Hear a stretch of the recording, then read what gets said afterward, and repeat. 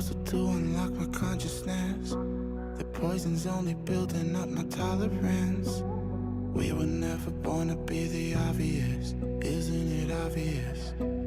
Time is slipping, dials spinning. I still wonder if I'm dreaming, or maybe I'm the only one who's wide awake. Am I the only one?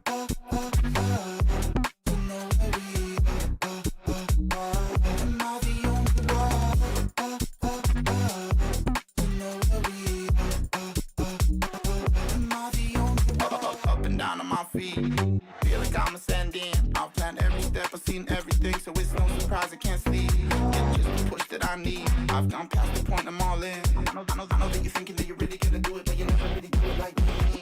Time is slipping, dials spinning. I still wonder if I'm dreaming, or maybe I'm the only one who's wide awake. Am I the only one? To know where we am I the only one? To know where we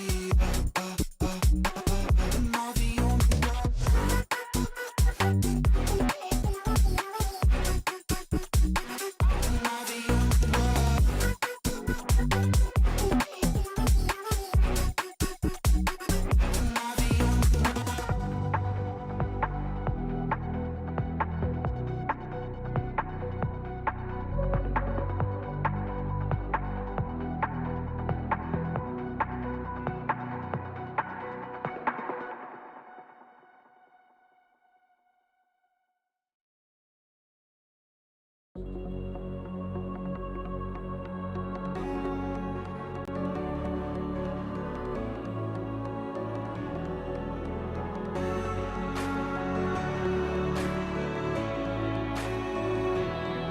Try to break us, but we won't back down. Destroy us, we'll always be around. Loud sound, big missile jumping from the clouds. Watch your step in this torn up town.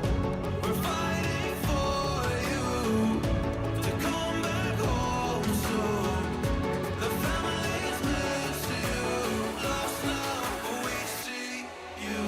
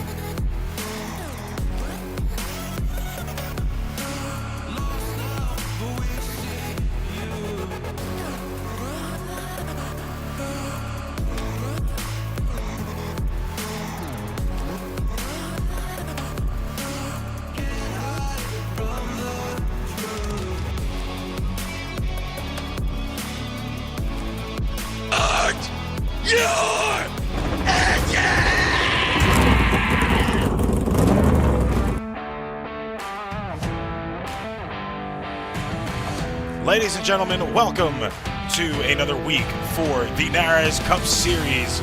Round of 8 action tonight for the Chili's Ride the Dente 250 at the beautiful Talladega Super Speedway located in Lincoln, Alabama. This is a 2.6 mile track tri-oval here tonight, 33, 16, and 2-degree bankings on this straightaway.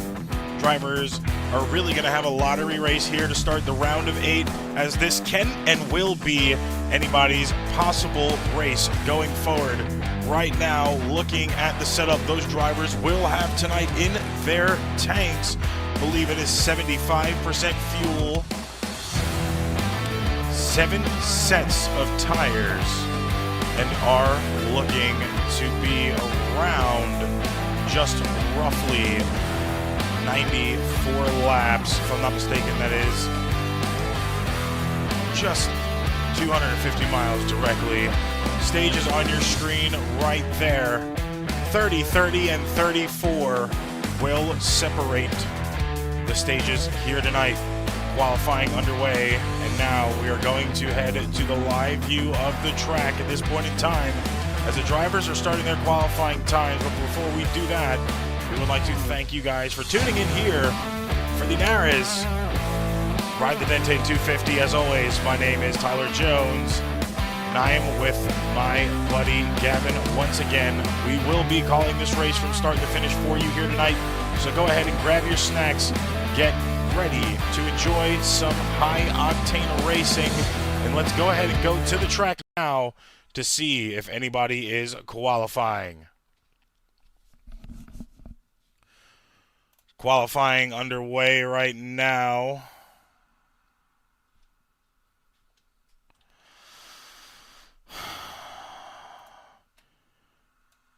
Garden Hansen actively on the track right now, starting his qualifying time at this point in time.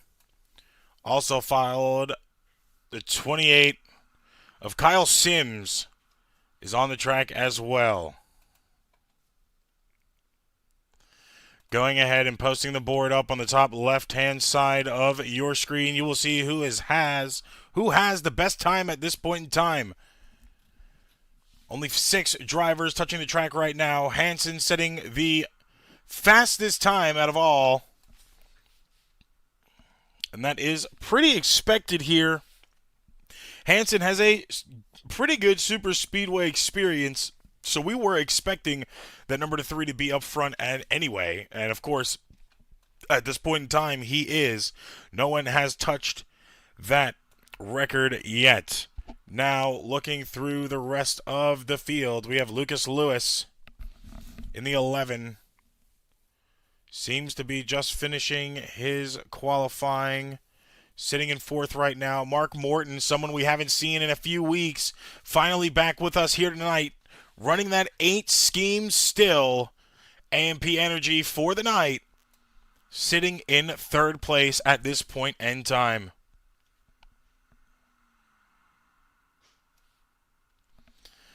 Now, Javier Zapta still on the field, just finished his qualifying time. He is sitting in 5th at this point in time. 6th place is the 65 Tracker Boats of Thomas Adams. 7th place right now, 24 of Christopher Franz, who has already finished his times. But in 8th place, we got RFD's very own Corey Rainey driving that new scheme for the team, the Pegasus Mobile 1.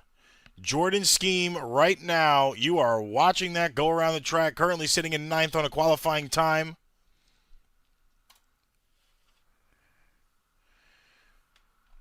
Mr. Fisher himself, Jordan Fisher, excuse the Parker. His name has been changed a few months ago. We just have not, it hasn't been updated. Mr. Fisher sitting in P5 currently at this point in time for his qualifying time as well. 24 France now currently sits in 10th place. Got to wonder who will be the one to lead this pack. Will it be anybody else other than the 3? No, it will not be at this point in time. The 3 is the one to go ahead and take the pole. Now going to the warm-ups.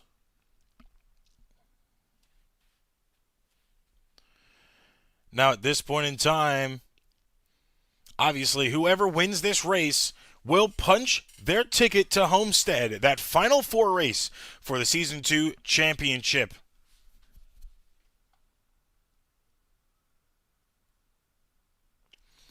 Now, of course, on Thursday, we have had some saddening news in the racing community.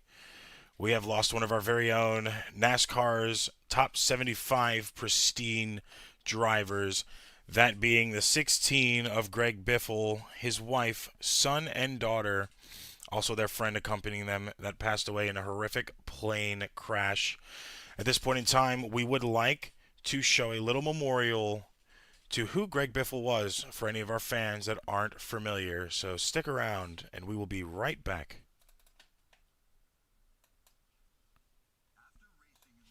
After Heat Series in the mid-1990s, former racer and announcer Benny Parsons recommended Greg Biffle to Jack Roush. And with that call, the NASCAR world came to know the Biff. With Roush Racing, he claimed the 1998 NASCAR Craftsman Truck Series Rookie of the Year and followed that up with a stellar 1999 season in which he recorded 9 wins. In 2000, Biffle won the Truck Series title with another 5-win season. Greg Biffle has officially clinched the NASCAR Craftsman Truck Series Championship. Jack Roush, his first ever NASCAR Craftsman Truck Series Championship, his first ever NASCAR championship. Biffle joined the Xfinity Series full-time in 2001 and won the Rookie of the Year award with 5 wins and finished 4th in the final standings. In 2002, he won another 4 races and earned 20 top 5 finishes en route to his first Xfinity Series title and his second NASCAR National Championship. And look at Biffle. Oh, that's right, he's the champ. Biffle began competing full-time in NASCAR's Cup Series in 2003. That season, he earned his first win in the Pepsi 400 at Daytona and finished second to Jamie McMurray for Rookie of the Year. In 2004, Biffle earned the pole for the Daytona 500 and won twice at Michigan and Homestead. 2005 was Biffle's breakout season, winning 6 races, the most of any driver that year. Greg Biffle's going to lead 219 laps. Greg Biffle wins in Texas. He finished second in the final standings, 35 points behind champion Tony Stewart. Greg Biffle in a Ford celebrates his victory in the Ford 400. In 2013 at Michigan, Biffle won his 4th race at the track and the 1,000th victory for Ford. It was his 19th and final career win in the Cup Series. Greg Biffle is one of only 3 drivers to win both Xfinity Series and Craftsman Truck Series championships and has earned 56 wins across NASCAR's top 3 series. In 2023, Biffle was named one of NASCAR's 75 greatest drivers, an honor well-deserved for one of the sport's most versatile drivers.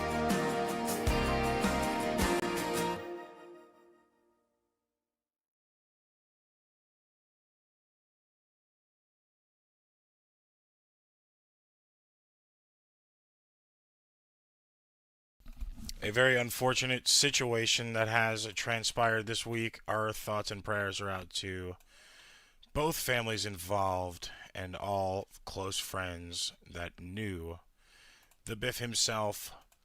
This race still being our Ride the Dente 250, but of course in honor of that 16 himself, Greg Biffle. We will be doing a moment of silence at lap 16 for him. No cautions, but all drivers, all crew chiefs, spotters will be silent on the track, as we will be as well in the broadcast booth.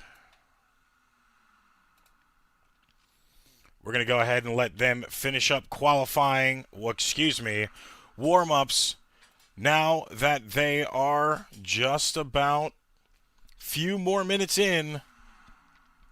This is officially the last race of 2025 for the NARAS Cup Series. Talladega will close out the 2025 calendar year, and we will be back in 2026 for the first round of 8 race in the new year.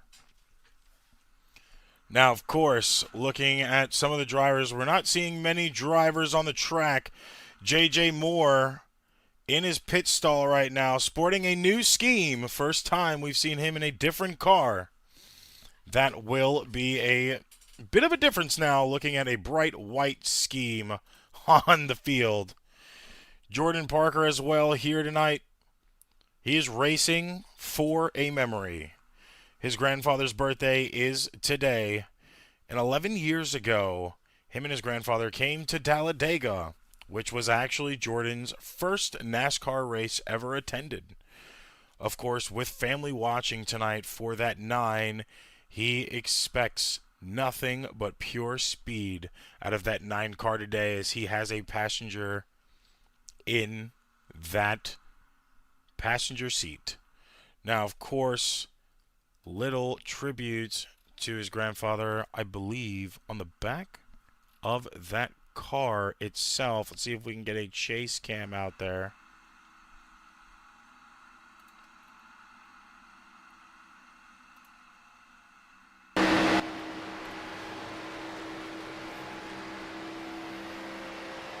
You can see a little bit of it. The in memory with the picture.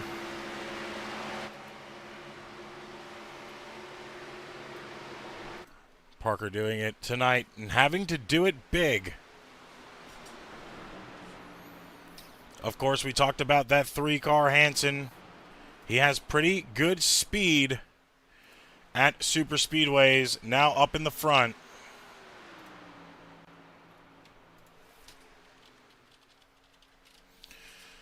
And is now looking to possibly seal his way into the round of 4. But the biggest question tonight, will Parker Motorsports rally their teamwork this week when the biggest momentum, when the biggest moments matter? The momentum from this team right now is incredible. They have had a lot of standout racing over the past 3 weeks now, with that new addition of J.J. Moore as well. But haven't seen it all season for them on super speedways. The biggest question, will today be the day for them?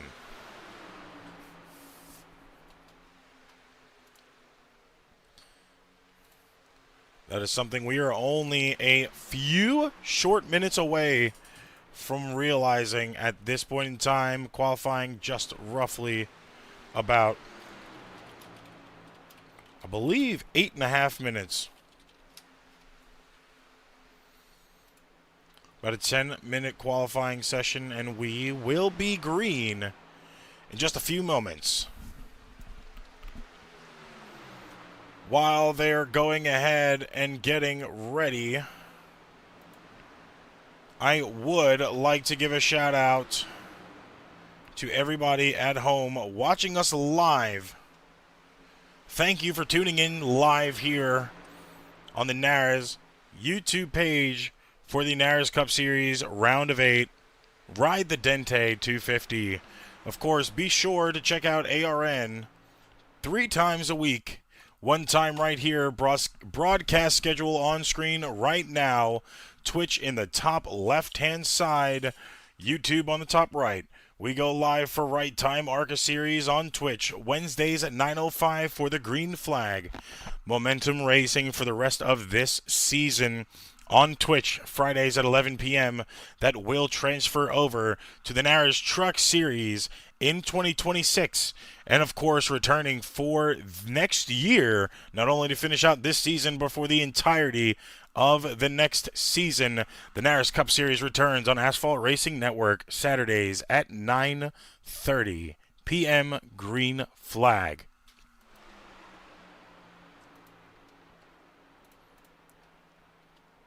Now, of course, one more shout out I would like to give to any of our collectible fans out there. Asphalt Racing Network officially has a new sponsor. That sponsor being, wrong screen, that sponsor being VMT Collectibles. VMT Collectibles are more than just diecasts. They have a huge assortment of not only NHRA, NASCAR, I think ERTL. Let me actually get a full list of this for you to round this off right now.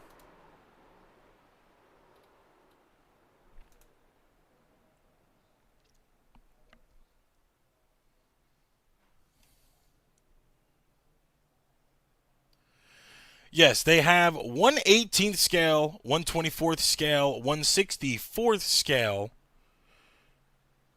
diecast from top brands NASCAR, NHRA, Hot Wheels, ERTL, GMPs, and Auto Worlds. I saw Le Mans car go yesterday for well under its asking price. I saw a Race Win 88 Dale Earnhardt scheme as well go. I bought 2 Martin Truex Jr. #1 tracker schemes myself yesterday, but they are more from race chase pieces to limited edition releases. They also have a lot more than just diecasts. They have a curated section of retro video games, action figures, and hard-to-find collectibles that fuel nostalgia and passion. So if you are wanting to expand your collection, be sure to look up VMT Collectibles on Whatnot, or go to your Facebook page and look up VMT Collectibles. Tell them Asphalt Racing Network sent you, and they will get you handled very, very quickly. 5-star rated with 480 views, 1.9 thousand items sold. They are your place to be for collectible items. Gavin, I think it's about time for you to get some collectibles, huh?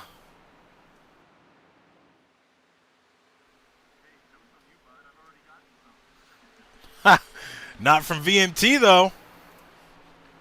Nah, not from VMT, but honestly, it sounds like they got some pretty good stuff. Might actually have to check that out sooner or later. I would definitely check it out if I were you. A lot of their giveaways when it comes to NASCAR are, well, all of their giveaways. They do a buyer's giveaway at the end of the night. Number 6, Ryan Newman, Oscar Mayer, Bacon Scheme just went, and a Mac Tools, I believe it was a UMP modified, also went as well. So just buying one thing puts you in that buyer's giveaway. But of course, all of their sales start off at $1, and you will get deals. I mean deals. Like I said, I saw that 88 go for less than its asking price at $215 yesterday. And you know, a Race Win Dale Earnhardt scheme is way more than that.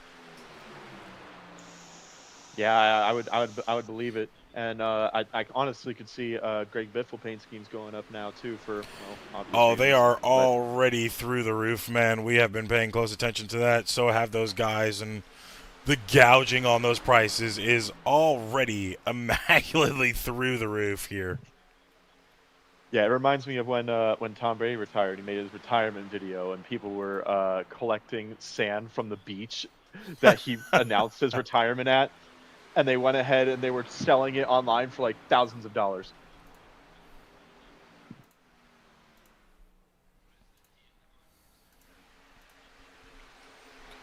But of course, right now, we're going to go ahead and throw up the playoff bracket going into this race. This bracket on the left-hand side of your screen will not update throughout the race. This is only going into this race. Playoff bracket will update after the race, so stay tuned after the interviews before we go off the air to get the up-to-date current Round of 8 Race 2 update. As of right now, Jordan Parker sitting in the lead of the Round of 8, plus 23 points at this point in time. In second place, Mark Morton, a man that has missed a few weeks, now back behind the wheel with a pinky not broken. Camera on screen right now, something we are trying out tonight and most likely will stick.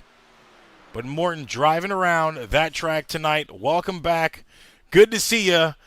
Confirmed he is returning for 2026, so that record of Owen Lax is not far from possibly being broken.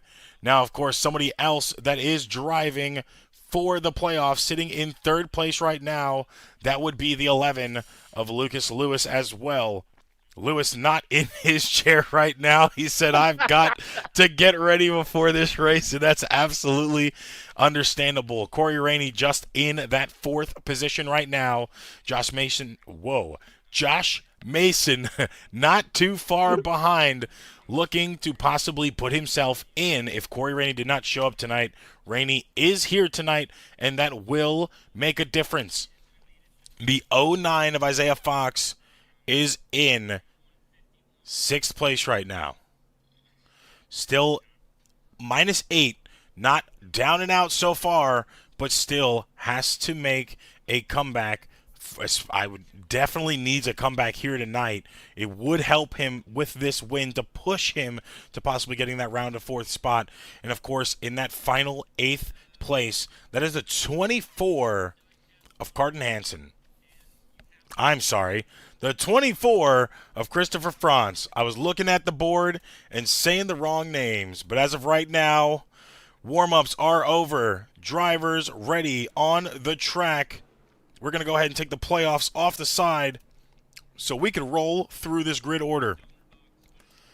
Right now, starting in 1st place, your pole sitter of the night, the 3 car of Carden Hansen.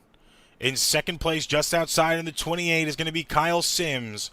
Mark Morton on his long-awaited return, line 2 in the 8 car. Just outside of him are FD's very own number 41, DJ Vinson. Sitting in 5th place, Jordan Parker in the 09. Just outside of him, the 11 of Lucas Lewis, who has to be back in his seat now to be driving around that track.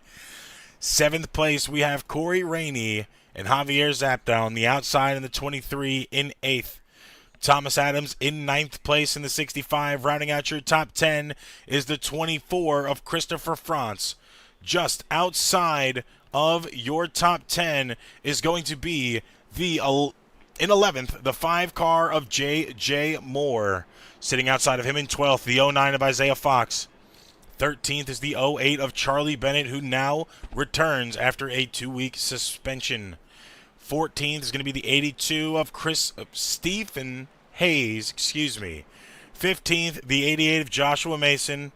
16th, the 25 of Edmund Post. And rounding out your pack in 17th place, that is going to be the 7 of Brendan Carroll.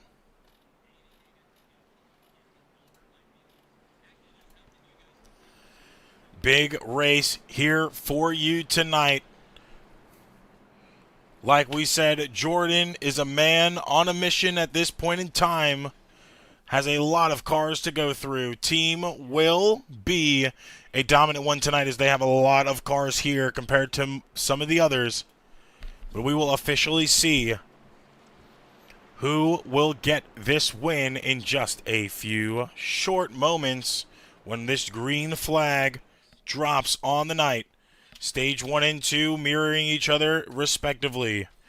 250 miles will be done after these 94 laps are completed here tonight. Do you have any possible race predictions going into this race so far, Gavin? I know you're still new here and you're still trying to get acquainted with a lot of these guys on track.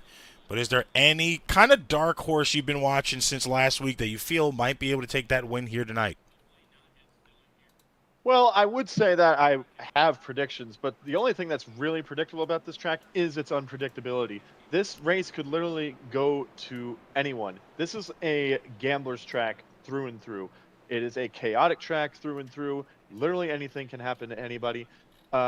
Obviously, you know, the guys that have a lot of super speedway experience, I would say that they have the best chance, but basically everybody really ultimately has an equal chance to go ahead and win this race. You are very correct about that. All of super speedways are really known to be what they call a lottery track. That lottery track, for anybody that's out there at home watching right now, that practically is just basically saying that anybody could possibly win this race. Just because you are a skilled intermediate road course guy, it does not matter. It is anybody's race here, and that is what we are practically going to be seeing in just a few short laps. Pace lights are off, signaling we will be to a green flag run in just a few moments. When that green flag drops, we are going to let that first lap go around and let the driving do the talking.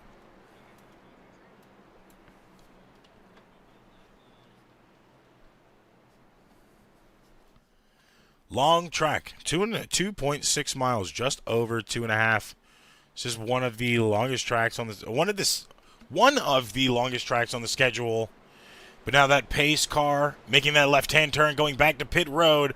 Number 3, Carden Hansen, pole sitter of the night. He's about to do that talking and hopefully a lot more walking, because that green flag is officially about to drop in just a few moments. Green flag in the restart zone. Lap 1 officially underway. Let the chaos begin.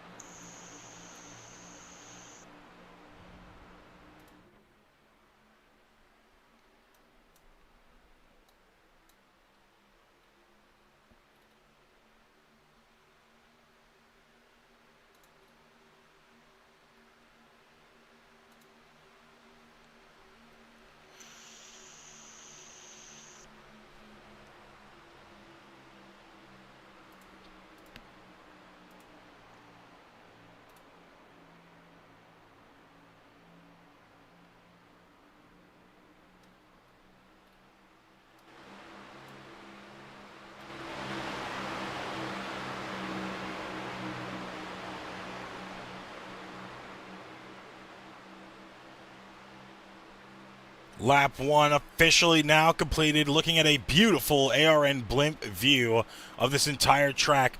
Lot of clean racing so far. A lot of 2 wides in that front end. Everybody single file in the back trying to save gas. And on the right top side of your screen, we are watching that 3 car of Carden Hansen with his driver camera right now. 3 car now in 4th place. The 28 of Sims able to get around. 41 of Vincent leading on the outside line. Teammate of Corey Rainey behind.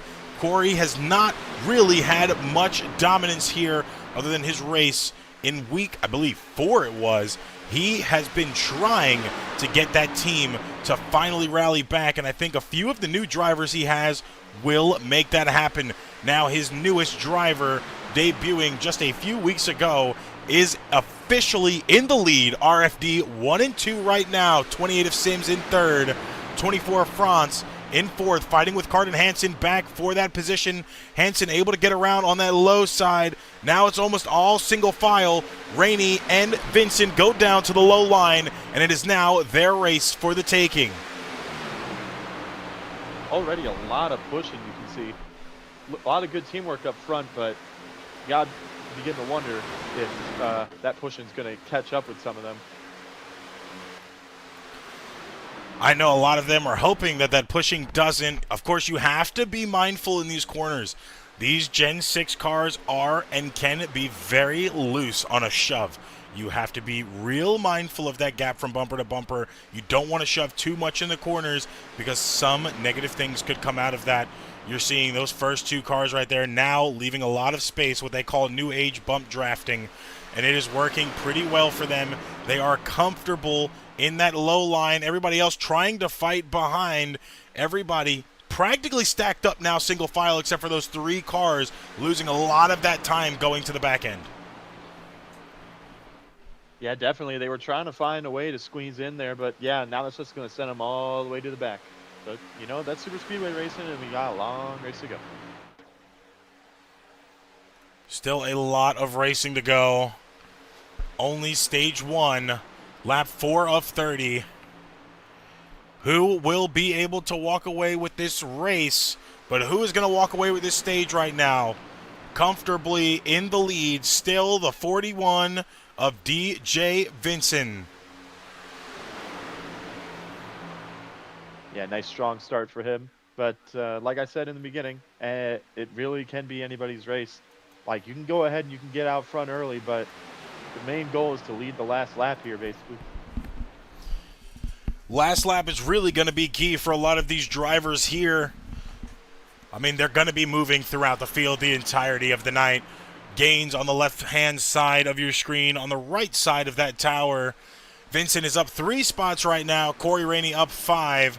Our highest mover of the night is within the top 5, that being the 24 of Christopher Franz, who has already moved up 6 positions.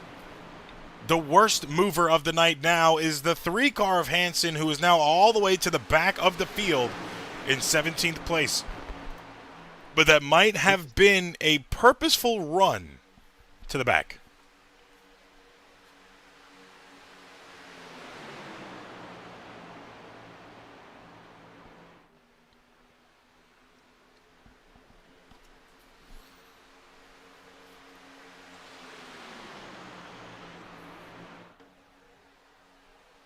Now the entire field is practically single file. 1 car still holding on that outside. That is the 8 car of Mark Morton.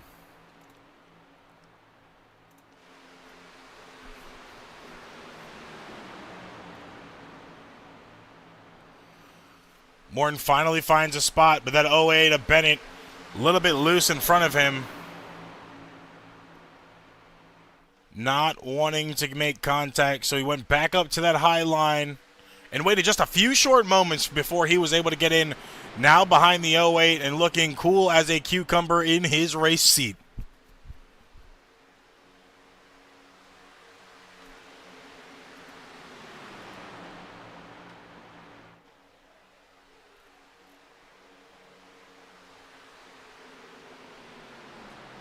Morton thinks he can get a few positions here. A lot of side draft able to make that happen.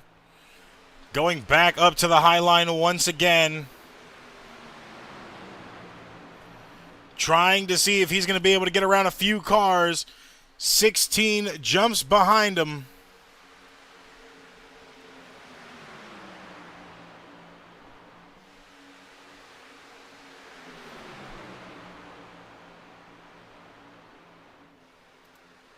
I believe that's actually the 7 of Brendan Carroll running that 16 3M scheme on behalf of Biffle.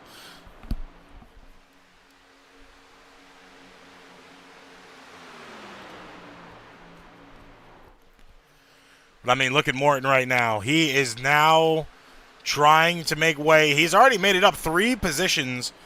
Trying to get side by side with that 5 of JJ Moore running a new Valvoline scheme. Carroll losing a little bit of distance right there. To the bumper of the 8. 8's going to fall back a few positions as nobody is wanting to use this high line early. And I mean, this is kind of the same thing we've seen throughout our racing, Gavin. Everybody wants to use that low line and get the best time, but they kind of sleep on that high line a little bit. Yeah, they definitely do. I mean, if you can go ahead and you can get a line formed up there on that high line, you can be blisteringly quick. But with everybody down there in the low line like this, you can't get any draft really. So the best thing you can do right now is to just wait until someone decides to make that jump to the high line, and then you might be able to get a run. I mean, Morton has been consistently trying to start that high line. No one really wanting to move up to that position, though. And it's kind of a shame because we can see a lot of good fighting right now in that backfield, but no one's just wanting to make it work. We're going to have to pay attention to that and see if over time somebody's going to want to try to make that happen. But as of right now, Morton comfortably the only person trying to make it work. Going back up to your leader still at this point in time, the 41 of DJ Vinson, Corey Rainey in second, Kyle Sims in third, Christopher Franz still in fourth, Jordan Parker driving for his grandfather in fifth place right now.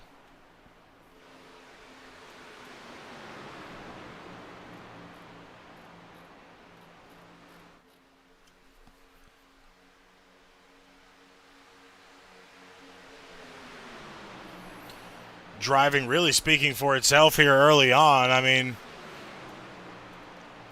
really clean racing. We've seen a lot of clean racing in the last few weeks from these drivers in the NARAS Cup Series as well. And I mean, it's only gotten better over the weeks past. Seems like the 9 of Fisher is going to try to make a move here. Might have just been trying to break that air. He didn't want to check up too much. Kind of side, like sitting staggered just a little bit to try to see around that 24. 24, of course, being his teammate of Christopher Franz. Doesn't have another teammate until 9th position. That being the 88 of Josh Mason, who we also have a camera for as well. Sitting in his seat, Christmas Eve with the helmet on. Okay, now that's probably the best thing that I have seen in a while. Oh my God, I thought we almost had a spin there. That is dedication right there, I'll tell you for sure. Yeah, 100% immersion. Now him and the 5 of J.J. Moore, they're stacked up. Little bit of contact from the 5 and the 65's bumper. That 65 being Thomas Adams in that Chevy. That 5 really giving him a push, telling him, hey, man, let's go. We're trying to get up to the front of the pack. It's lap 13. 2 more laps, and they are halfway done with the stage. 65 needs to get it together. Adams blocking or either working together with Fisher and Moore. Could be. This is a manufacturing race. Normally, team manufacturers able to work together on super speedways. Might be what we're seeing now, but he's not able to hold that line. The 5 car almost went to the outside. Had to clear himself back in to get behind. Now we're seeing the first high line try to really develop here with a team, that being all of Parker Motorsports. Parker did not like it. They were losing time. He didn't want to lose anymore, so he jumps back in front of that 23 of Zapta and still holds 5th place. It was a good attempt to get that high line started, but it's just not enough momentum just yet. I guarantee you this, Tyler. Once it gets to like 10 laps to go in the stage, 5 laps to go in the stage, that's when you're really going to see things get very interesting. 2 wide, 3 wide lanes start forming. And I feel like that's normally how the racing works. The later it gets into the race is when you see those moves develop a little bit more. Everybody kind of wants to play it cool. Save as much gas as you can within this heavy draft. Of course, the farther back in the pack you are, the more draft you're going to have. And I feel like that's kind of what we're seeing. They're letting the 41 and the 4 burn their tanks out while they just confidently and comfortably sit behind. I don't know if there's really going to need a pit cycle here. 75% fuel in those tanks, like we stated earlier in our pre-race. With 75% in the tanks, I feel like they should be able to make the stages. Then again, only 4 laps are separating the 3rd stage, so there might have to be green flag runs here, as now we are officially to the halfway point of stage 1. 15 laps already in the books out of 30. Well, 14 laps already in the books out of 30. About to start 15 this time by, pushing that tower up to 16. But I mean, comfortability out of the front of this pack right now. DJ, a veteran, not just to NARAS, but a driving veteran himself. Now leading this field with his team owner just behind. Yeah, good teamwork from them up front. And you see Rainey actually connected on the bumper on that straightaway. Gave him a good push, and that's probably what's keeping them out front of the rest of the competition there. Those pushes on the straightaway, that's when you really can square up, but you have to be square on that bumper with no wiggles to actually get a really good push. But we are seeing comfortability out of that 41 up front. Not much wiggling. He's really holding his line steady. Let's go ahead and go to the in-car cam and see what it's looking like for him.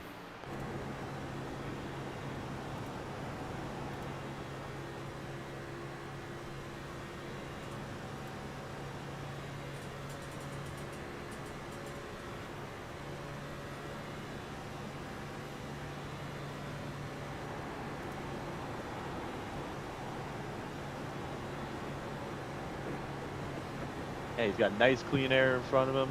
Looks like he's not fighting the steering wheel at all. He looks very comfortable up there in that pack.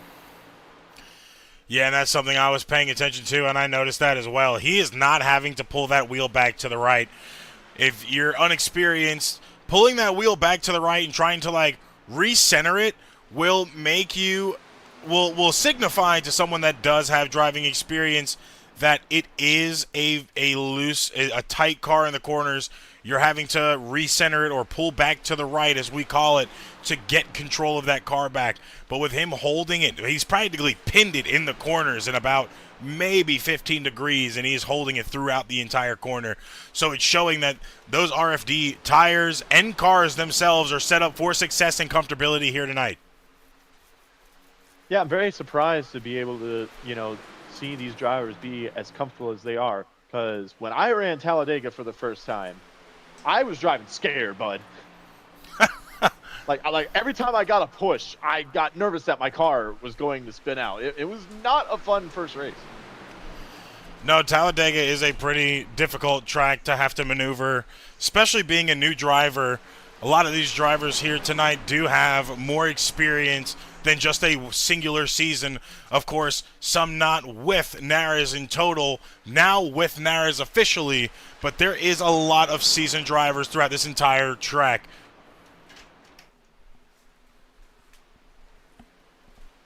Yeah, there definitely is. I wish that we could see like their heart rates, just to see what they're going through, because I know it can be stressful sometimes.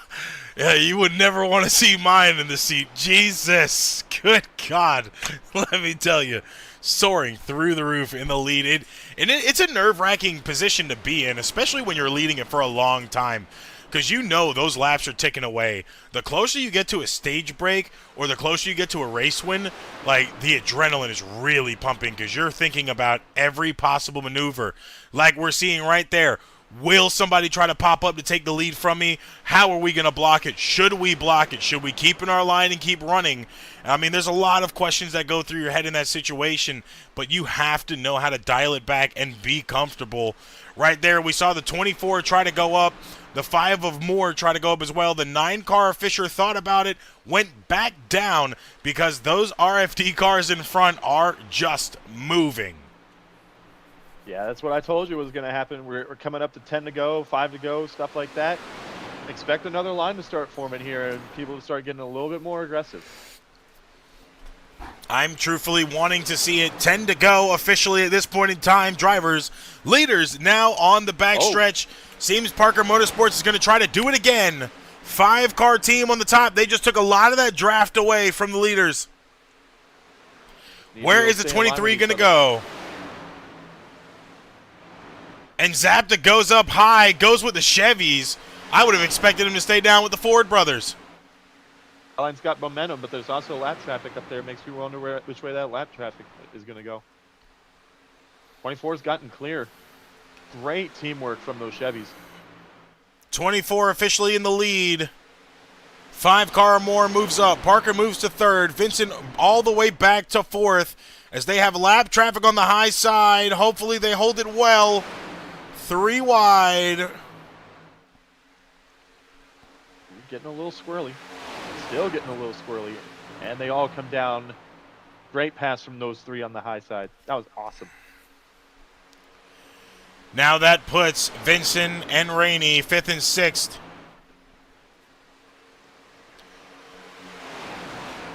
Parker Motorsports 1, 2, 3. I'm sorry, partner. No, you're good. What I was saying was there really wasn't much Vincent could do, or that he probably didn't want to do, because obviously we are still in the first stage with 8 to go. You can defend that high side, but the question is, do you really want to, put your car at risk this early? Yeah, that's one of those situations. For a stage win, Vincent isn't in the playoffs. So, I mean, a race win would matter for him, but it wouldn't really push him to do anything. So it's one of those situations that, we'll drive it. We'll keep it pushing. Of course, trying to tote the 4 to the best position as possible, because the stage position for that 4 car and the race win does matter for that 4. 4 still in on playoffs right now, so if he gets that win, he's automatically locked in to that Final 4 race. Yeah, even if you're not in the playoffs, though, Tyler, there is one key motivation: bragging rights. Of course. Bragging rights always on the table, and we're seeing bragging rights right now as they're going 3 wide for 2nd and 3rd place. 24 of Christopher Franz, I believe, is on the low line still. behind. Now the RFD car, 41 of Vincent and 4 car of Rainey have managed to pull away from that pack somehow and get themselves back into the lead. They are still fighting 3 wide, 2 lines of 3 wide in the back end right now. This is incredible racing. Like I said, once it started getting 10 to go, you're going to start seeing crazy stuff happen like this. But keep an eye on that 65, though. Every time he seems to get close to someone or he gets bumped by someone, he starts getting loose and starts getting all swirly. It wouldn't surprise me at all if he is the one that caused the big one. And I know nobody wants to cause the big one, but very well could happen, just from what I'm seeing, the trend that I've been witnessing on my screen. We're going to have to be paying attention to that, of course. Right now, 6 more laps to go. First stage 1, they are on the backstretch. 41 of Vincent, new driver for the season, in the lead at this point in time. RFD's very own 4 of Rainey in second place. 24 of Christopher Franz, and the entire team of Parker Motorsports sitting from 3rd to 6th. Yeah, great teamwork by those guys. It was crazy what we just witnessed in like 2 laps. We just saw it go from like 3 wide racing to now kind of letting the train form back up again. And I mean, a lot of fighting was going on there as well. We've seen 3 wides. There's another staggered 3 wide in the back for at least 7th place right now. These drivers are letting everything on the track right now. They are not giving up without a fight here, but of course they have to fight that leader right now. 5 more laps to go on the backstretch, entering 3 and 4 this time by. High line starting to develop with the 09 of Fox trying to lead that line. Will anybody pop up in front of him, or will the 09 push that line up and give the 41 more competition? Hell yeah, this is the kind of chaos that we live for up here in the booth. This is the chaos I love to call, because it's just non-stop. Glad to be up here with you for this race, man. I couldn't think of a better race to go ahead and commentate alongside you, man. This is probably one of the best races to commentate, especially being the first round of 8 race as well. 4 more laps to go. Leaders on the backstretch right now, barely holding on. High line, a little bit of contact from the 24. Got squirrely. Whoa. 09 and the 08 dove down to take the lead away from Parker. Vincent now in 4th place. 09 of Fox sitting in 1st. 08 of Bennett in 2nd. DJ Vincent trying to fight Parker for that 3rd spot. Mark Morton finally made his way back up into the top 5, sitting in 4th place right now. It is anybody's race here for stage 1. 3 more laps to go. The 09 finally has his first laps in the lead. This is getting crazy. This is getting dangerous. This is getting very, very dangerous. Dangerous it is. Contact with Morton. Morton in the wall. Hey, 8 cars around. 16 in it too. Oh, man. Caution's out. First caution of the night, and it took 27 laps and 3 wide racing to cause it. Wow, I knew it was coming. I saw it coming. Oh man, that was a crazy wreck, and I hate to see the 16 car caught up in it. God. Looking at Morton on that camera right now, he is still cool as a cucumber and not letting it get into his head right now. And that's a good sight to see, being his first race back. No, he's not happy. Let's go ahead and take a look at that action replay and see exactly what caused that caution. We saw the contact with the 8 car of Mark Morton with that 08 of Charlie Bennett. No, that was the 41 of Vincent, excuse me. We rewind it for a second there. I want to see what happened. Let's go ahead and pull it back just a little bit more. Me on that 11 car. Yeah. 41 of Vincent. Just a little bit of contact. Yeah, 41 of Vincent came down, and then 8 car tried to adjust and wound up spinning off the bumper of the 11 instead, and then the 28 just getting caught up in it, and the 16 as well. Yeah, you hate to see it.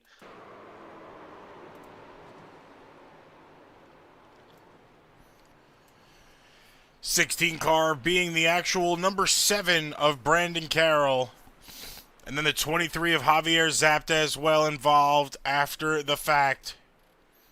And I mean, I would really call that a racing incident. Looking back once again, the 41 of Vincent was technically in his lane. He was in his lane before Morton came up. Yes, they were kind of staggered there, but Vincent had claimed his lane before that caution even came out. Looking at his cam right there, he went from that high side with Morton inside. Morton made contact with the 09 and went down. Vincent came back down expecting that Morton was all the way clear of him. So, I mean, to me personally, it looks like a racing incident, trying to stay unbiased as possible. I do know a lot of these drivers outside of the fact. But, of course, that's not up for our call. That is race control's decision. Of course, no fast repairs here. So Morton having to go in and take all that damage off. Morton has not went into pits yet. They most likely waited for everybody to round up. And I feel bad because we completely lost track of this race. We were supposed to have that moment of silence for the 16 at lap 16, and we're on lap 29 now. So we're going to go ahead and take that moment of silence now while they are cautioning around the track. Once again, for anybody not aware, we lost one of NASCAR's top 75 drivers of all time, Greg Biffle, on Thursday due to a plane crash in Statesville, North Carolina. His entire family, wife, son, and daughter all perished with their friends involved, so we will be taking a moment of silence for him now.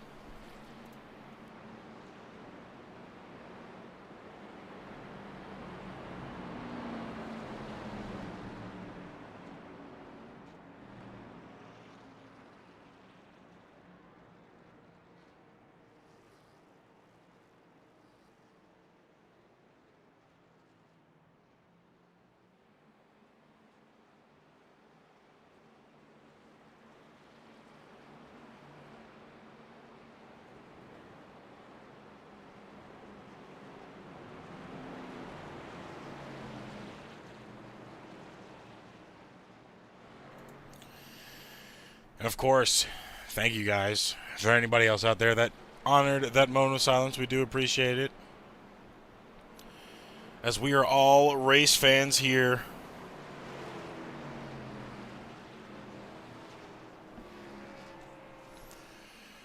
Now, seems like we are going to be finishing stage 1 under caution.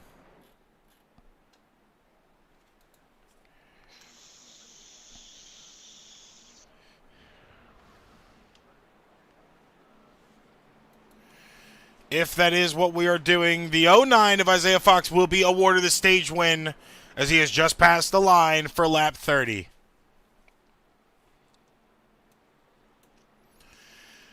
All drivers have not pitted. Only person in pitch right now is the 7 of Brandon Carroll, sporting the 16 tonight.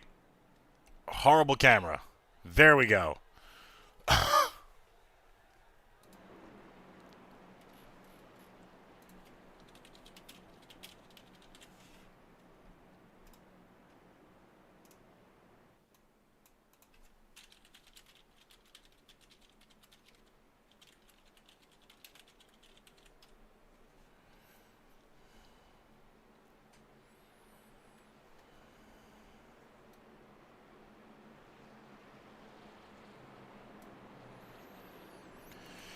Stage 2, just a few short moments away, and I promise you, what we've already seen is only going to get crazier.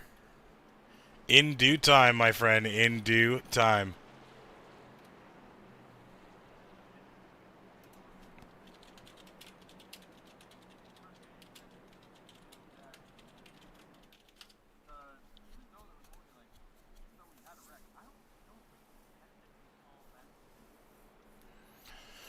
I wouldn't say personally it's the big one. I mean, of course, there were a pretty decent amount of wrecks.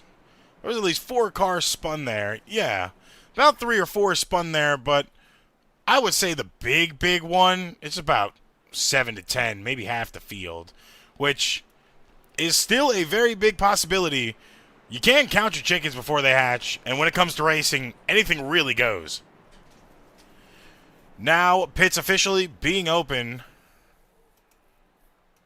on lap 30. Almost all drivers in pits this time. Only person staying out, Wyatt Post, the 25. Camera on your screen right now. Hi, Wyatt. A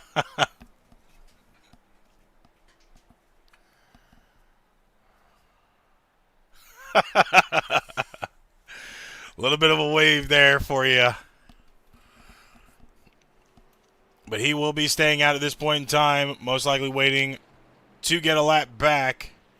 I believe he's on lead lap, so this might be a interesting call for him here. We're gonna have to see how that's gonna go. Jordan Parker now awarded stage one. Jordan Parker awarded P1.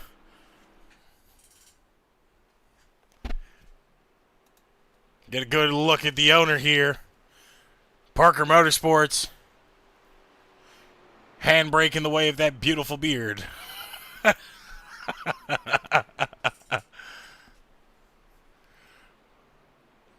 You see him there warming up his tires. I saw you look at the camera. Hi. Warming up those tires right now. He is. Yeah, he did. That was the hardest side I have ever seen.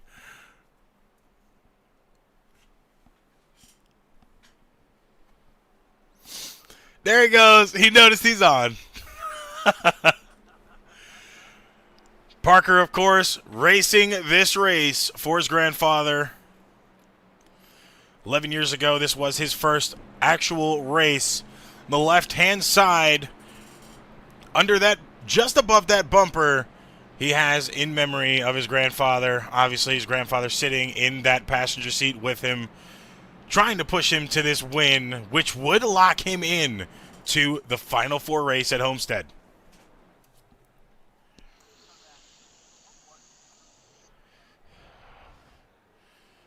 First actual NASCAR race in person? Ha! Well, I know what you're doing here. That will be the Coke 600 with you, buddy, in a few short months.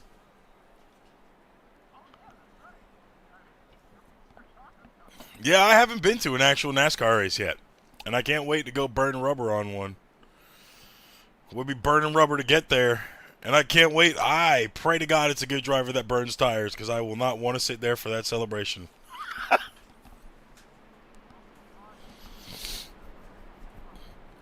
I don't want to hear that. Don't want to hear it. I don't want to hear it. Don't want to hear it. We're not starting this early. Right now, top 5 for this restart for stage 2. It's going to be Jordan Parker in first place, DJ Vincent in second, JJ Moore in third, Corey Rainey in fourth, Mason in fifth, rounding out your top 5. Lucas Lewis just sitting outside in 6th place. Christopher Franz in 7th. Carden Hansen in 8th. Thomas Adams in 9th. And Isaiah Fox rounding out your top 10.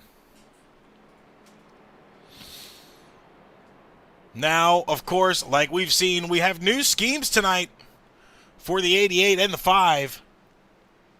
And the 24 as well.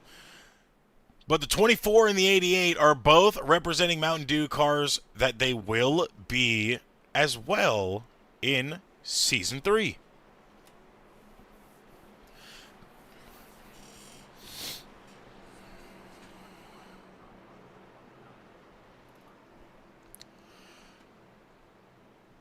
What's he got on his car today?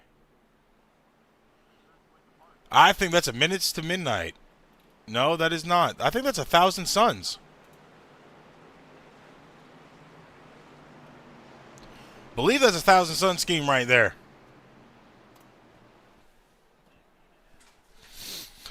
It was the black and white that threw me off for a second until I realized on the hood. Pace car off. Parker taking us back to green flag here. Stage 2.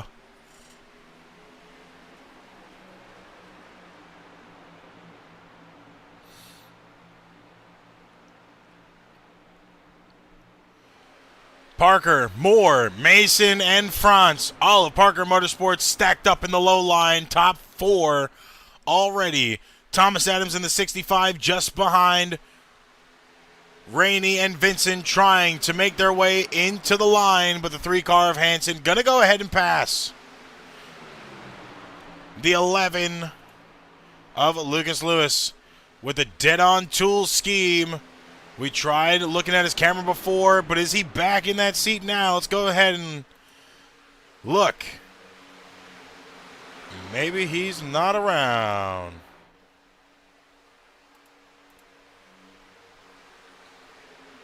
Camera feed doesn't seem to be. Seems he's dropped his camera feed for the night.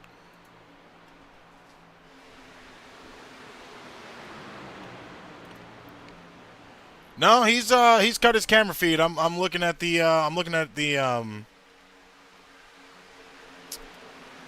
link with everybody's camera feed, and I do not see that 11. So no feed from the 11 of Lewis for the rest of the night. If he does get it fixed, we will add it. But right now, Jordan Fisher in the lead. We're going to go ahead and keep his cam up at this point in time. And follow him in car for a few short laps.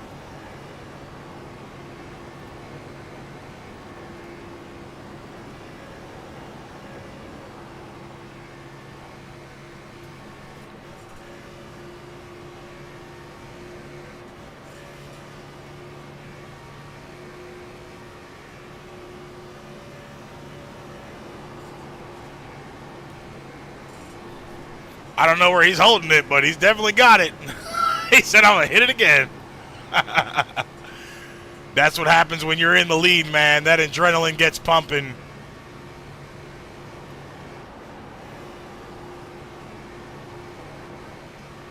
He about is. You should see him slamming gears. We're going to have to pay attention to that in the next restart. That man slams through his gears.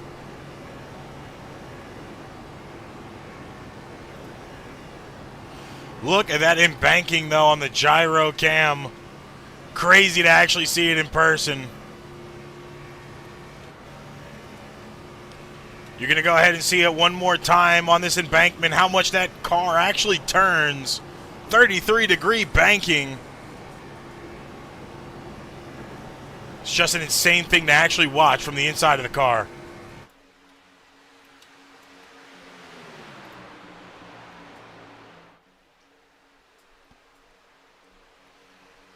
And of course, NARAS Cup Series playoffs underway. A round of 8 race. If you're just joining us, welcome in. Thank you for joining us here tonight at the Ride the Dente 250 for the NARAS Cup Series first round of 8 race at Talladega. The big one for the Biff.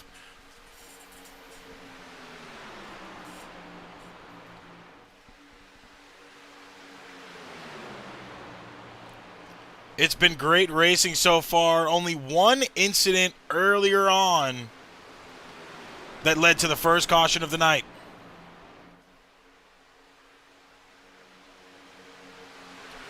Ever since then, we have been green flag through and through. Lap 8 right now out of 30. While these drivers go ahead and go around the track, we are going to go side by side, non-stop action. And we will be back after a quick word from our sponsors. Did you know Toyota has 3 NASCAR Cup teams? We got Team 2311, owned by this guy, and 3-time Daytona winner Denny Hamlin. But Denny Hamlin races for another team, Joe Gibbs Racing. Yeah, Super Bowl winning head coach Joe Gibbs. And they both share the track with Legacy Motor Club, co-owned by 7-time Cup champ Jimmy Johnson. 3 epic teams, 4 legendary owners, all going after 1 cup. Now you're up to speed. You in?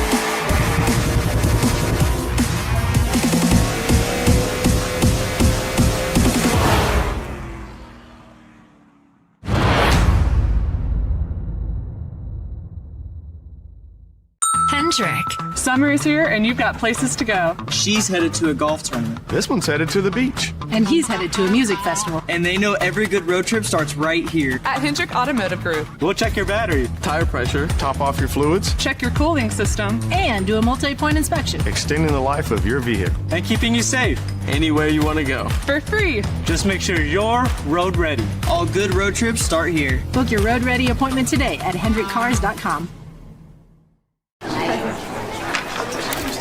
Last year, Ram killed the Hemi V8, and people had opinions. The same people that killed the Hemi sent me out here with these comments.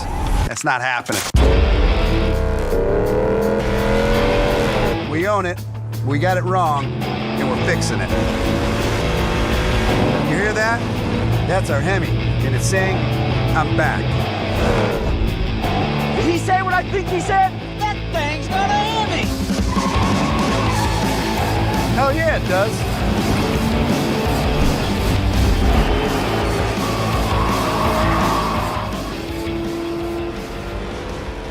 You want more? Buckle up. Ram's coming back to NASCAR.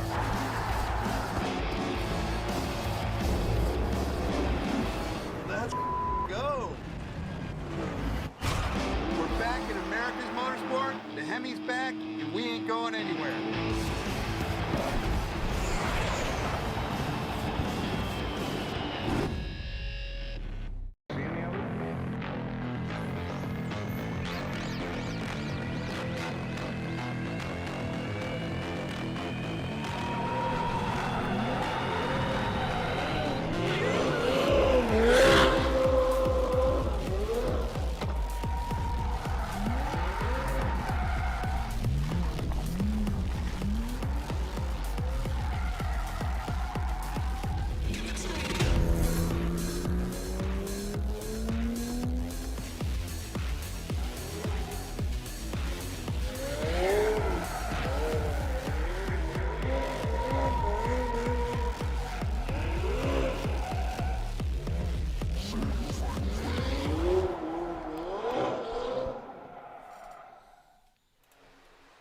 And we are back from a short commercial break. Thank you, everybody, for hanging around with us. Of course, NARAS Cup Series here at Talladega for the Ride the Dente 250. During that commercial break, we have seen the 41 and the 4 car get around everybody on that high side and now assume the lead position back just in front of Lucas Lewis, Jordan Parker, and J.J. Moore, rounding out your top 5. Yeah, seeing the 41 of Vincent and the 4 of Rainey make that pass on the high side, especially since, like, if you were trying to get on the high side earlier in the race, you weren't able to make that pass with 1 or 2 cars. But seeing that there in stage 2, that's pretty impressive. I wonder if we're going to see more of that as the track temperatures change. And speaking of temperatures, we can go ahead and throw the weather up on the bottom right-hand side of your screen right now, showing the weather. 70 degrees here at Talladega. 7-mile-per-hour wind. Few clouds in the sky, but nothing crazy, as we have had just an entire track of sunlight at this point in time. Only 24% humidity. And I already know when we ask these questions after this race is over, a lot of these drivers are going to say this track felt great. Yeah, I'd say the weather is definitely better than the temperamental weather of Charlotte, eh, bud? The temperamental weather of North Carolina in general. But now, looking at a quick race recap up to the point we are at lap 46 of 94. Right now, your leader, DJ Vincent. We've only had 1 caution for 5 laps and 6 lead changes on the night so far. I saw the 11 car of Lewis just drop all the way back. He was up there in like 3rd or 4th there and just got left out to dry like some dirty laundry. Lewis now behind the 09 of Fox in 7th place at this point in time. Might be a smart gas strategy here. We didn't have to see them pit on stage 1.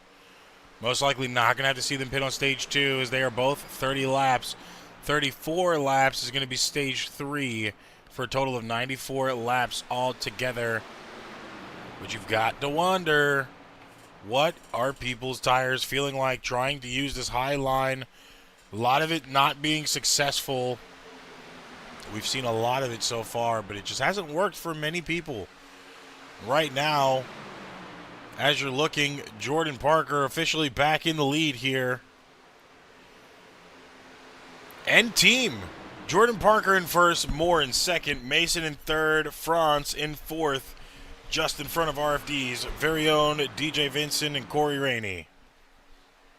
Very good to be able to see those 4 cars work together. Most of the time at super speedways, you try to go ahead and work as a team, but it doesn't normally work. But being able to see them work together like that's pretty impressive.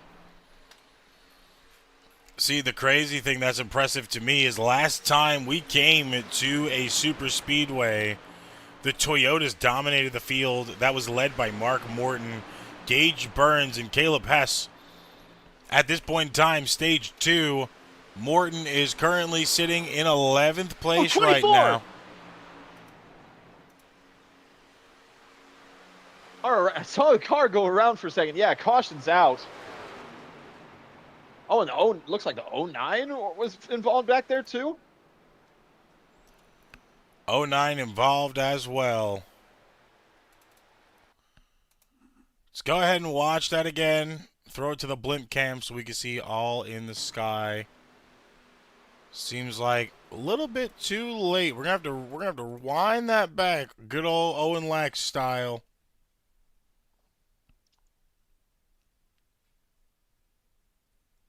$24 looks like he got a bump. We're gonna have to go to a closer cam for that. 24 in the 11 drafting right here. 24 came up just a little bit. 11 ended up taking out that right rear. Spun the 24 down the track. The 09 collected with the 11. 08 in the 65 as well. Sent the 11 of Lucas Lewis up the track into that outside wall. 24 remained on the apron. 11 unfortunately comes back down into that 09.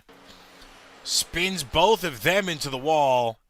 65 able to get around in just enough time. But the damage at that point in time was already done. Why did the 11 turn down after that wreck? He was already up high. Why did you turn down back into traffic and cause the 09 wreck?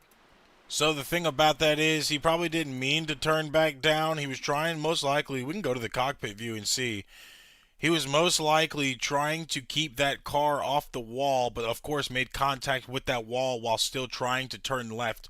So when he hit that wall where his wheels were already positioned, would have put him in that spot.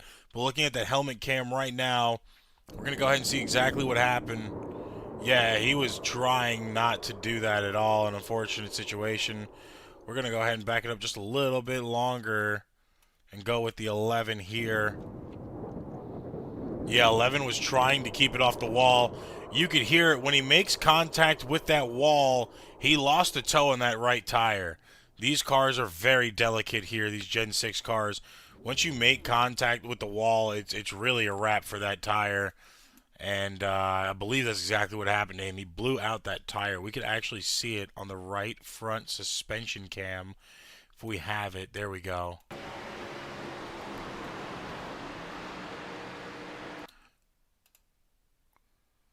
Still in the wall. Yeah, you can see all that damage to that right side. Sparks flying. Tire not really turning at all. And then that second hit blew that toe out, most likely. Yeah, look at the tilt on that tire as he's turning. That tire should be at 0. It's degreed in a little bit, so I don't really think it was an intentional turn to the left. I truthfully feel like that was just because of the damage to the car at that point in time already. It's just unfortunate. Yeah, it's a bad situation, of course, to be in. You know, it's not where you want to be. That's Talladega. Yeah, that is definitely Talladega. I mean, last time we were here, it was a Toyota-dominated field. Now, Chevy dominant practically. A lot of Chevys in this field tonight. There's only like two lone Toyotas. That being the 8 car of Morton and the 11 of Lewis. Last time we were here at a super speedway, Morton was leading the field with Gage Burns and Caleb Hess behind him. Of course, Hess and Burns not here at this point in time. But the biggest question is, are they able to do it again with only having 2 manufacturers? Or obviously, are we going to see a possible Chevy dominance tonight? Well, looking at the way that Parker's team has been racing tonight, all of them up towards the front, we very well could see that dominance.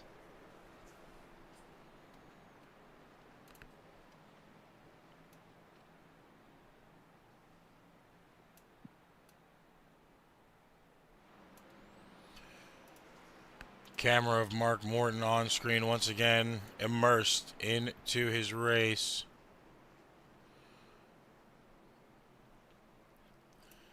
Texting and driving, bud. Texting and driving. We're going to have to write you a citation for that one. Yep. You're cooked, bud. You're cooked. Better be something good there. You're scrubbing walls. Don't text and drive, people. Don't text and drive. He's texting. Oh, he's texting his mom right now. He said, "Hey, Mom, I'm on stream. Come look at me." or maybe the tint from his windshield is so bad that you can't see out his car because if you look at his camera, it's completely pitch black. So that could be another factor as to why he's hitting the wall on the back stretch. Seems like crew chief's giving him word of what we're saying because he's just cracking a smile now. Oh, God, buddy. Now it's getting serious. He sent the text, putting the gloves back on, blowing us a kiss. We love you too, Morton. Now go get that victory, man. You got a few more to make before you can break that record. Once again, record being set by Owen Lax just a few weeks ago. Now Lax... Oh, I thought I hit him. Now Lax in the lead for the most race wins, the most laps led, end poles of all time. Of course, Lax not able to be here, but now Morton has a lot of records to need. He needs to break going into next season. Now stage 2 back under green flag. 10 more laps to go here. Now 9. Jordan Parker in the lead. Still 0-7 on super speedways. It has not been his season, or seasons, shall I say, especially in the NARAS career. He is 0-7, searching for that first win, but he has led more laps on super speedways than anywhere else. So it really is a Jordan Parker night in the making, possibly. Hopefully he could finally Undertaker his record and go positive instead of going negative, but only... what, 50-something laps or 40-something laps are still in between that possibility. So we're just going to have to sit back patiently and watch. Camera for that driver on screen right now as he's probably going to throw us a few side eyes as he always does. Wish we could have seen him slam through his gears on that restart, but... Yeah, I forgot about that. Dang it. We'll get him on the next restart. We're going to watch him slam through them gears. Car pushing very aggressively. That is the 5 of J.J. Moore. J.J. Moore is a very seasoned driver, now driving full-time for Parker Motorsports, knowing exactly what he needs to do. That has probably been advised between him and Jordan. Push him as far as you possibly can. Get us away from the rest of these cars, and it is our race for the taking. And speaking of J.J. Moore, he has been on a roll as of recent weeks. I mean, win at Bristol, win at Charlotte. Who's to say he can't win here? He has been a very dominant driver, I will say for sure. Give me a second to pull up his stats on my monitor, and I can tell you exactly where he's sitting at this point in time, comfortably in the Cup Series stat sheets. Of course, J.J. Moore in 3 races, has put himself in 6th place, tied for the wins list. It's a 5-way tie. He sits currently on top. On the laps led, J.J. Moore is sitting in 6th place with 381, just behind Lucas Lewis at 532. And of course, not on the polls list yet, but is willing to make that change. We've already heard him. He's not really going crazy worrying about this season. It's more about next season that he's really worried about putting all of those records up. Camera of J.J. Moore on screen right now. Once again, you have all of Jordan Parker's team right there up at the forefront. Their ability to be able to work together tonight is amazing. They're doing a great job at it too, shall I say. Let's go ahead and do a little something different here. We'll put on JJ and Jordan's cameras at the same time. JJ on top, Jordan on the bottom camera. Both 1 and 2 right now, working through it together.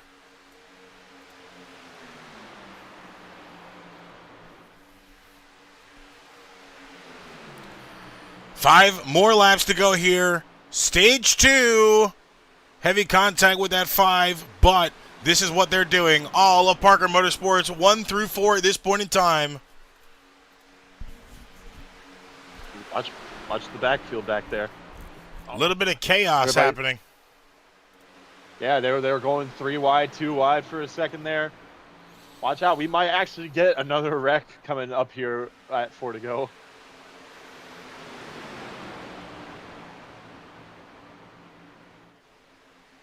I know right now, Parker is asking for anything less than a wreck. But on the outside line, there's a huge shakeup. 41 of Vincent, 4 of Rainey, 8 of Mark Morton, and the 3 of Hansen are now all trying to push themselves away. Will the 8 car dive low in front of Parker? And does. 4 more laps to go. 41 of Vincent looking for a first stage win ever in the NARAS Cup Series. Possibly getting it now. Only 3 more laps to go when he crosses that line to do so. You see a lot of that attention. You see a lot of that adrenaline building in Parker. A little bit of a sigh from him right there. Not too happy that they were able to pass him on that outside line. Didn't seem like they were going to be able to pass him. It's just bad communication there, most likely, between the entirety of the team. Now having to dig deep to get it. Possibly not going to go to the outside lane, though, so we're going to have to pay attention here and see what Parker Motorsports does. Jordan Parker actually going to the outside. 5 follows, 88 follows. They are taking over that high line. Pushing aggressively. He's getting squirrely. We're going to have to drop JJ's camera feed so we're not cutting at the back. Move Parker up to the top of the screen. Ooh. Parker around. Big one happening. Oh, my God. Oh, huge wreck. Involved. Everyone is involved. Caution's out.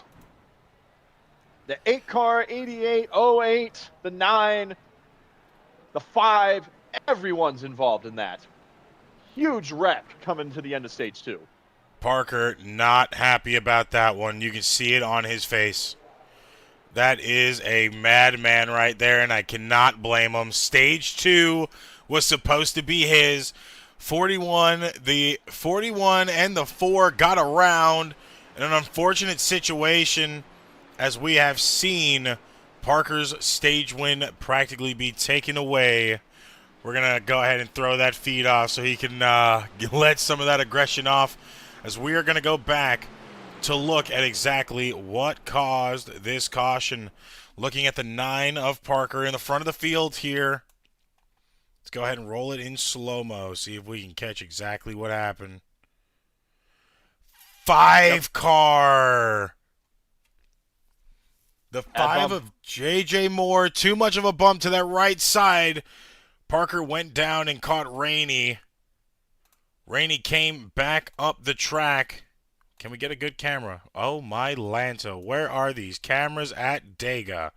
Can we get the chopper? Thank you. 4 car came back up and went into the 88 of Mason behind. Parker in the wall. 4 spun. 08 of Charlie Bennett caught as well. 8 of Mark Morton nosedive dead into the wall. Parker then caught the back of the 8 car. Charlie Bennett came up and caught him, got smacked back again by the 5. And it's just pandemonium there on the back of the track. Yeah, not to mention that the 09 got into the 8 there too, just trying to avoid that wreck. Well, that's the big one. That's definitely the big one. Now, looking back, that most likely is going to be 2 back-to-back stages finished under caution. If that is the case, this stage will go to the 41 of DJ Vincent, making this his first stage win of the season and his career in NARAS. Good stage win for him. Very, very well earned, being able to go ahead and get through that unscathed, or mostly unscathed.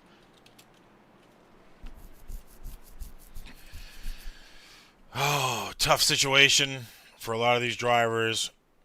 Mason being one of them. Mason now currently sitting in 12th place, still rocking the helmet. Tough situation he just found himself in. Team was entirely set up to be in the top 5. Top 4 entirely. Another car affected by that wreck. Once again, Mark Morton, who's currently sitting in 2nd at this point in time for Stage 2. Pits are not open yet this time by. Morton looks over it at this point in time. He's just tired of it already.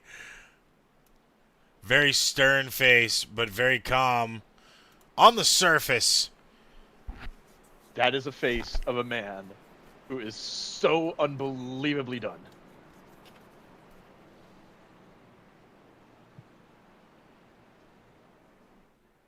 Well, he's got his gloves on, so his palms are sweaty. His knees weak, arms are heavy. But there's not vomit on his sweater already. Not the mom spaghetti.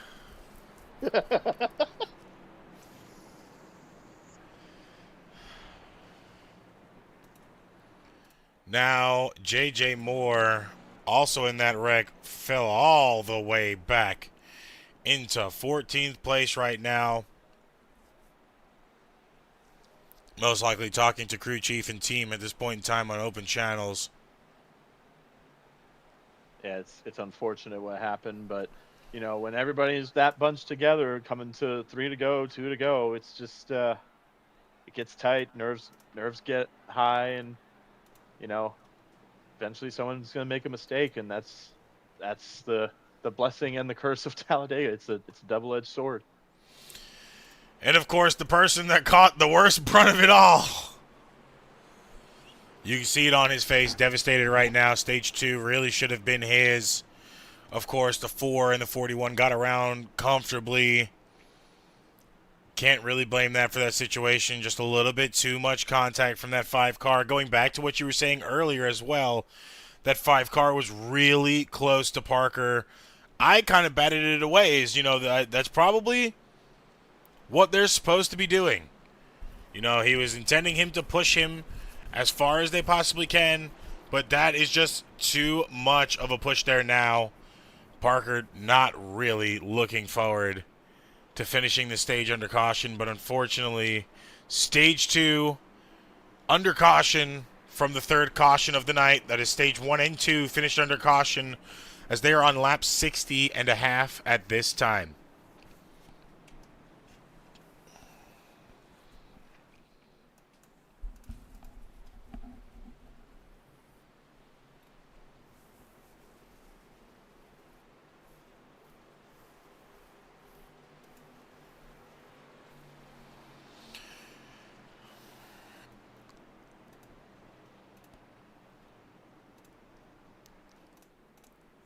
Now these drivers waiting for choose cone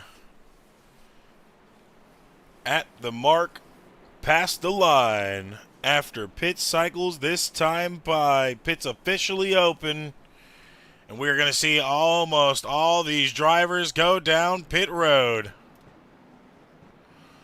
One car stays out on the track at this point in time.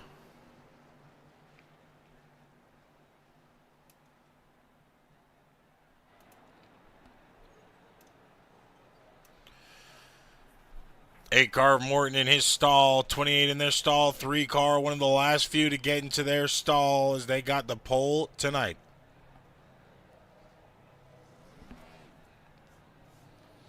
Who's going to make it out first? Looks like the 24 in the believe, I don't even know, 24 in the 41, was that a side-by-side beat out? The 24 in the 65. 65 of Thomas Adams able to beat out the 24.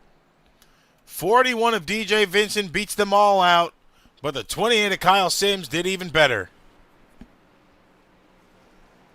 Yeah, nice good pit there. Now Sims going into first place. The 41 of DJ Vincent all alone by himself in the top 5 as his teammate of Corey Rainey is back in 9th place right now exiting pit road. Jesus. Tongue twisters.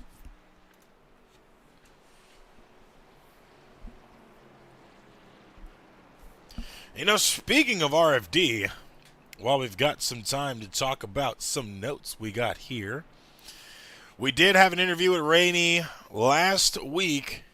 We got a little bit more news on what you could expect from RFD next season in 2026.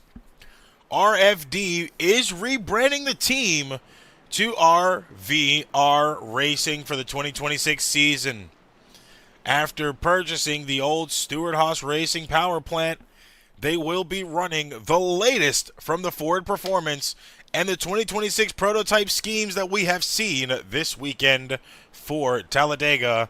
Shout out to Randall Graphics on those schemes for RVR. Mark Randall, a driver we have not seen.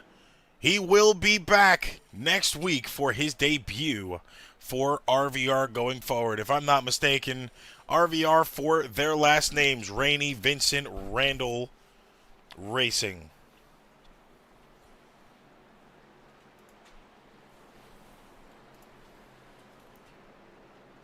But now, 28 of Kyle Sims, DJ Vincent, line 1. Line 2 is Thomas Adams in the 65 and the 24 of Christopher France. Line 3 is going to be Carden Hansen. Rounding out your top 5, Stephen Hayes in the 82.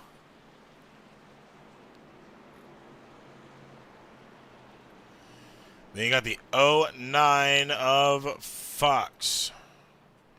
The 8 of Morton. Charlie Bennett in the 08. And Jordan Parker rounding out your top 10.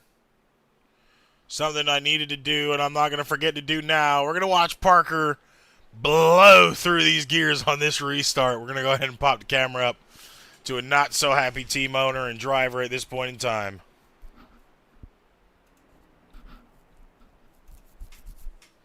Yes, Jordan, we're watching you. Burn through your gearbox. Watch him shift nicely now, too.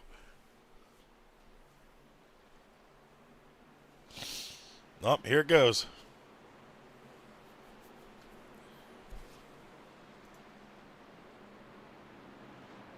Wipe that grin off your face. We can Yeah, see I you. know. Yeah, you're not doing so good right now, buddy. Turn that frown and that thumbs up, thumbs down, upside down. Still got 34 laps to go here. It can be done. We've seen it be done before. It's a very possible outcome here. Not too happy about it right now. Trying to send messages through the stream.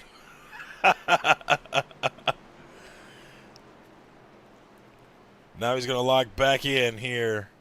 Stage 3. Pace. Car off the track. 28 of Sims taking us back to green flag in the restart zone when they get there.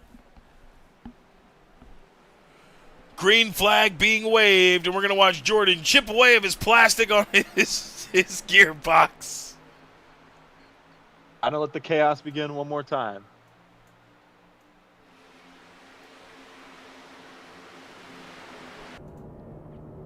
And fourth. And fourth. Look at that smile.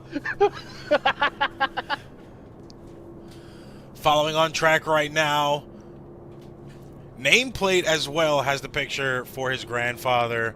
So he's got some boost from behind. Grandfather, like I said, sitting next to him in that car, trying to push him to a win. And also got that picture for motivation up front. Now comfortably sitting behind the 11. Has a lot of room to make back up to get himself to the lead, but it is not out of the question. Still very possible right now. DJ Vincent, Mark Morton have passed the 28 of Kyle Sims. DJ back into the lead. 8 of Morton as well, just behind. And still cool as a damn cucumber. I feel like that man is just unfazed from life itself. Oh, yeah, definitely. Definitely. Blame the military. Blame the military is crazy work. Oh, whoa, we almost had a wreck back there. Yeah, they're getting a little sketchy back here. Oh, watch it. Oh, 82. God. Nearly caused another one there. Near miss there. Oh, and it still might happen. Jeez.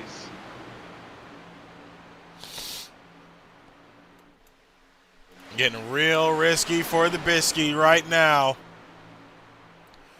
We're going to go ahead and go to our ARN blimp cam in the skies here at Talladega. Get the entire track, or the entire field on track. Lot of spread out racing. 4 cars just out of draft right now. We're already seeing a high line try to develop. Believe that's being led by Thomas Adams. Thomas Adams on the low line. That is the 23, Javier Zapta. Everybody needs to watch that pushing, though. I mean, we've already seen a few wrecks happen tonight caused by the same thing. Especially that pushing in the corner from the 24 to the 23. That is risky. That is very risky. Actually, that is the 25 of Wyatt Post up front right now. Post 48 seconds behind the entire pack. Now in front of the leaders. 25 just completely gets left out to dry. And looking at his camera, he's just unfazed. Oh, when he turns, the 28. 28 is around. Caution's out. Wow. I was not expecting that to happen. I wasn't expecting that either.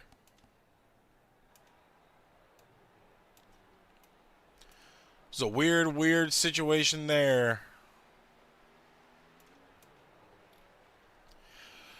Caution number 4 of the night. This caution will not end the stage, though, so Jordan can be a little bit happier.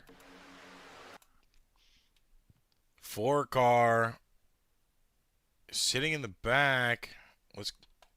I think he avoided this wreck, thankfully. Let's back it up just a little bit more and get a chase camera. Get that chopper cam going. Yeah, I want to see what happened here. Who came into who? So the 25 Wyatt Post on the outside of the 28. 25 of Post came down. Jordan noticed that the 25 was coming down. He went under that apron trying to avoid that situation. Smart move from him. 25 didn't really lock up his brakes, but tried everything in his power to not. 11 in the 16 just thread the needle. 41 of Vincent, and the 4 gets around. And the 08 of Charlie Bennett, unfortunately, caught the end of that. I think the 11 might have got a speeding penalty. It looks like the 08 might have saved it. 08 did save it, but the 11 did accidentally go down pit roads with his spin out, so most likely has a black flag now. Unless that black flag is cleared due to the racing incident on the track. Very tough situation for a few of these drivers. But kudos to the 08. By the 08. Yeah, definitely a good job of saving that car. Pits open this time by.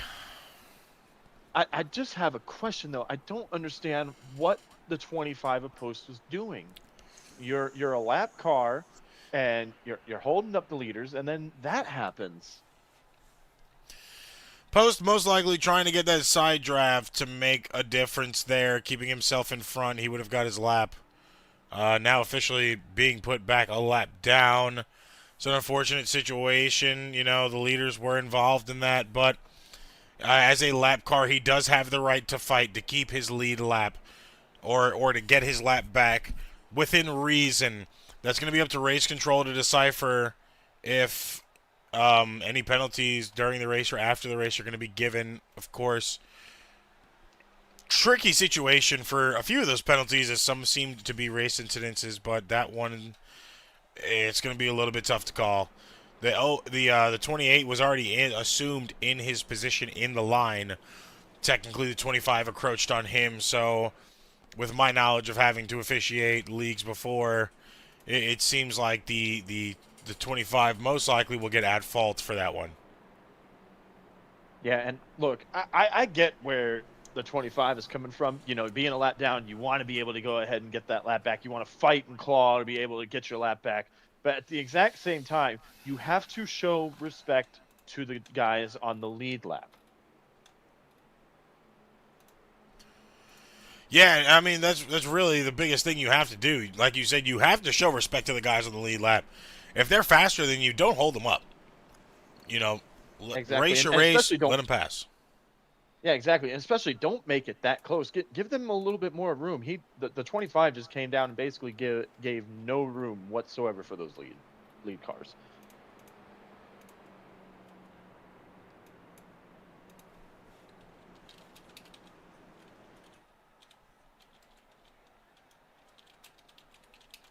I guess we'll just chalk it up as Talladega racing. I mean, that's truthfully what it is. It's Talladega racing. It's an unfortunate situation, but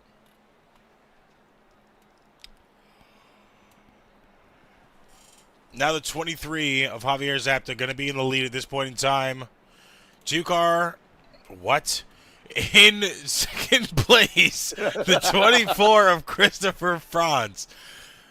Third is going to be the 9 of Jordan Parker. Fourth, Stephen Hayes in the 82. Fifth, 88 of Joshua Mason. Rounding out your top 5, Cardin Hansen as well. Then you're going to have Thomas Adams, Isaiah Fox, Mark Morton back in 9th place. With Corey Rainey still in the race right now. In 10th, rounding out your top 10. Shall we one more time, Gavin? Watch Jordan burn his gearbox up. Get that camera on my screen and watch him burn them gears. Yeah, let's go ahead and see it one more time. This might be the tradition here, watching Jordan burn his gears. So it looks like he's fighting his steering a little bit there. I mean, look at the way that wheel is positioned. Yeah, offset normally to the right on a track like this. It's normally offset like at least 0.6 degrees to the right. Now offset to the left. So seeming to be toes out of whack here just a little bit. Not a good situation to be in. Especially in a turn, what am I trying to say? Especially in a track where you have to turn left. And back to first he goes. We need to get him a sequential shifter so he doesn't burn that out. Pace car off, back to green flag in the cockpit view of the 9, Jordan Fisher. This point in time, green flag on the 23. We're going to watch Jordan burn his gears, and then we're going to go back to the TV cams. Go ahead, buddy. Tear them gears up. Let's go. Green flag, pushing the hell out of the 24 there. Second gear.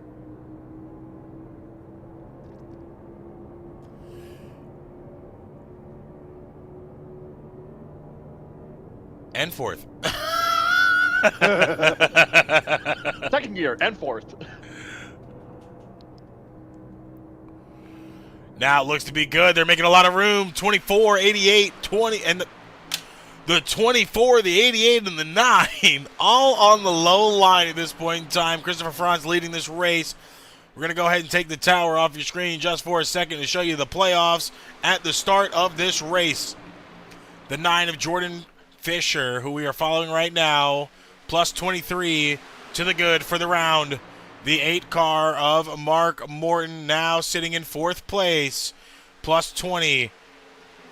In 3rd, plus 17 is that 11 car of Lucas Lewis, just behind. Few cars behind the 41. Then the last in the Final Four race, if it were to advance today, is the 4 car of Corey Rainey, sitting behind Morton right now at plus 15. The 88 of Mason is out right now by only just 2 points. The 09 of Isaiah Fox is also out as well by about 8 points at this time. The 3 original pole sitter of this night, Carden Hansen, he is also back out by 10, tied with the 24, your current leader, Christopher Franz. So they are fighting for a really big position here. The 3 car at the disadvantage right now, being at the back of the field. Of course, stage finishing positions and your finishing position of the race will take into accountability.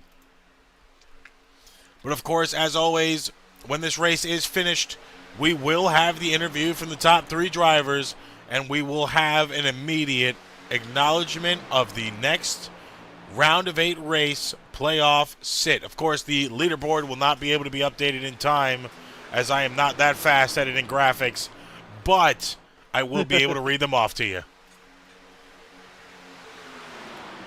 Now back to the racing here for a second.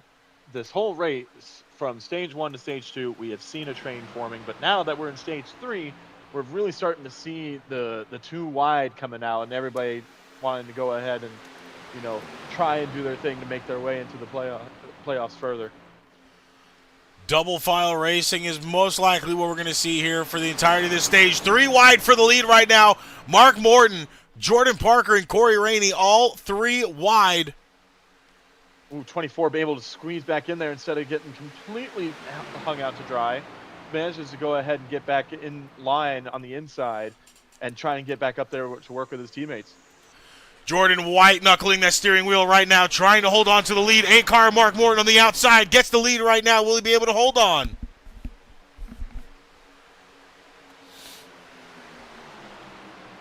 He might be able to. But that side draft. That side draft coming from the 9. Lap 15 of 34. We are just halfway through stage 3. Side draft is the name of the game. Getting a little bit loose down there in that low line. Yeah, watch the back of this field now. There could be another caution coming out here in like a few laps time again. Just everybody just getting all kinds of squirrely. They are going to kill you for commentators cursing that if you do. Bring it on. Crucify me. They will. I can tell you one person in particular. It's that 9 car fighting for dear life. His teammates are getting a little bit squirrely behind him. Mason's got to watch out. The 5's already made contact and spun him around once. Don't want to do it again. Morton able to advance way past Parker in that high line, holding the lead right now. How long will he hold it for? Going to Morton's camera right now, and I bet you, cool as a damn cucumber. I blame the military. Parker able to make his way back through. Now they're side by side for the lead. Just constant going back and forth. It's the battle of the side draft up there. This is what I'm expecting to happen. That high line not really wanting to follow to the side draft area. Morton doing good to keep the 4 behind him at bay. Still in draft, but do what he needs to do to keep pushing that line up as good as possible. Right now, not being enough as they are slowly starting to fall back from that 9. They've got to stay in tandem there. They can make it work in that 2nd to 3rd lane. They just got to stay in each other's draft.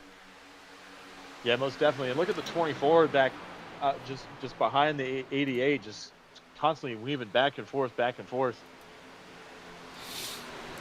24 currently in 7th place right now, going between 5th and 7th place because of that line on the outside. Seems to be like they're getting that run back again. Not much, though.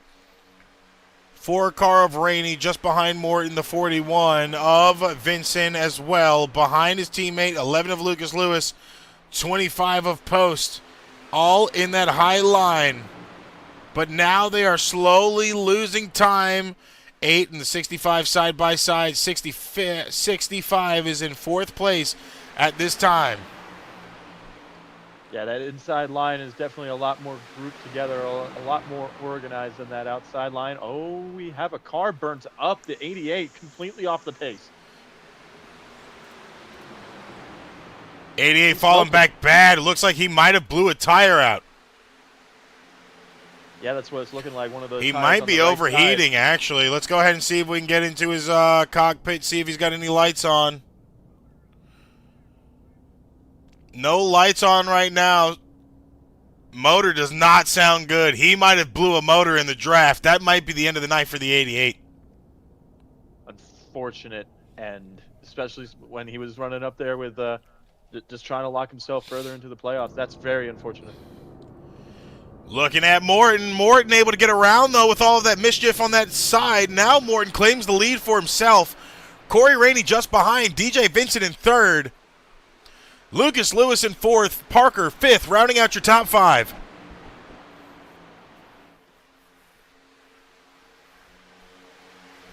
Also, I hate to be that guy there, Tyler, but your mic was just peaking a little bit.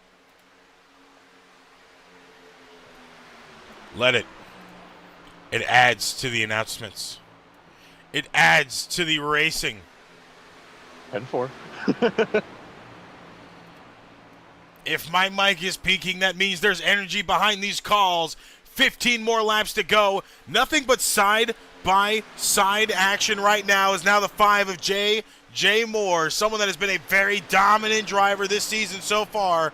Debut season for him. Camera on the screen right now is trying to fight Morton for the lead. 23 of Zapta just behind 24 of Franz as well. Franz getting a little bit loose there. They're going to get a huge run. This is what I said was going to happen. This could be anybody's race, but I kept looking at that 5 car all night. Now look where he's at. Back up in a possible race winning position, but there are still 14 more laps to go and 4 extra laps than there were in the first 2 stages. 24 getting a little bit loose there in that bottom line. Actually, correction, the 5 car of Moore is down a few laps.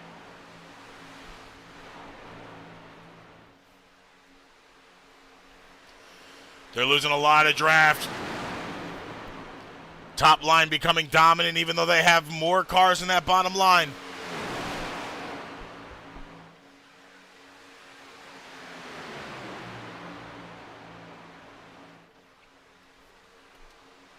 Morton still in the lead.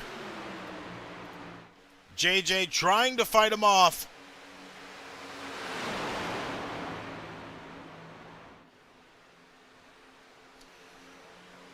Nine of Parker goes up high.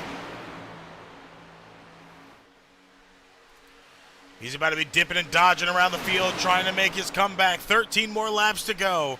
Who is going to take the lottery ticket to the round of 4 here tonight?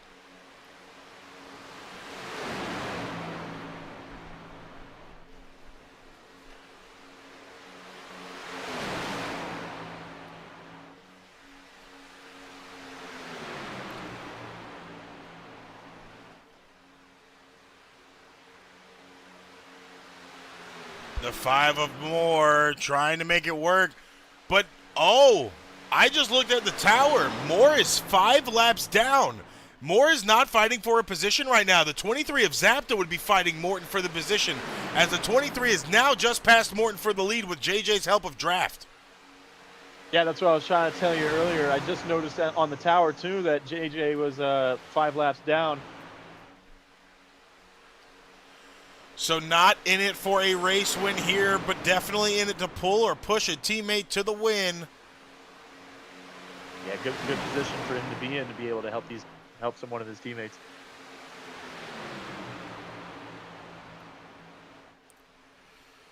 Looks like the 23 there just got pushed out of the draft, and now it's probably going to fade all the way back unless he can find a way to squeeze in there, or he could go to the high line. Parker trying to make a run on that low line, now in the lead of that low line. Morton most likely going to have to dip and dodge a little bit here. Not wanting to get up from that high line, though, as they have been helping each other this entire time. But that 9 car of Fisher really gaining time right now. Yeah, he is.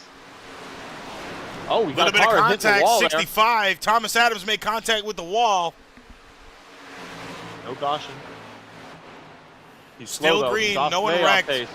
He's off pace, but off the track. Into the wall. He lost his right front tire with that, but he's off the track. Probably going to be green with 10 more laps to go. Because of that incident, Parker now takes the lead, but only 3 cars in that bottom line compared to the 4 in the top. Top line has been very dominant with their timing and their pace here tonight. Who is going to be able to take it at this point in time? That is really the biggest question.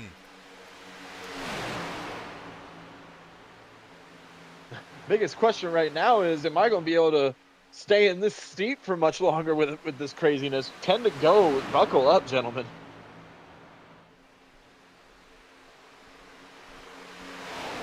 And I mean, imagine what next season's going to have in store, because NARAS is looking to extend a lot of the races in 2026 to push more than 250 to 300-mile races. Talladega expected next season to be pushed from 94 laps to 113 to match a 300-mile race. So that is going to be a really big difference coming here next season, as there's going to be a huge shakeup to the racing. Of course, the staging as well. So that's the biggest thing. But right now, 9 laps to go. Jordan Parker in the lead, still 0-7 for super speedways in his NARAS career, has led the most laps of his entire career on super speedways, but now has to really dig deep for 9 laps with the 5 of more behind. Huge caution in the back. Caution is out. God bless. Another wreck. And that most likely just took the opportunity away from Mark Morton to get the win.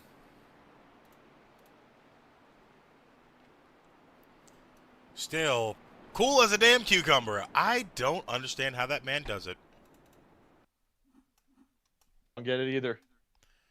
Going to keep his cam up right now while we are looking at the replay here. Slow-mo to start to see what happened.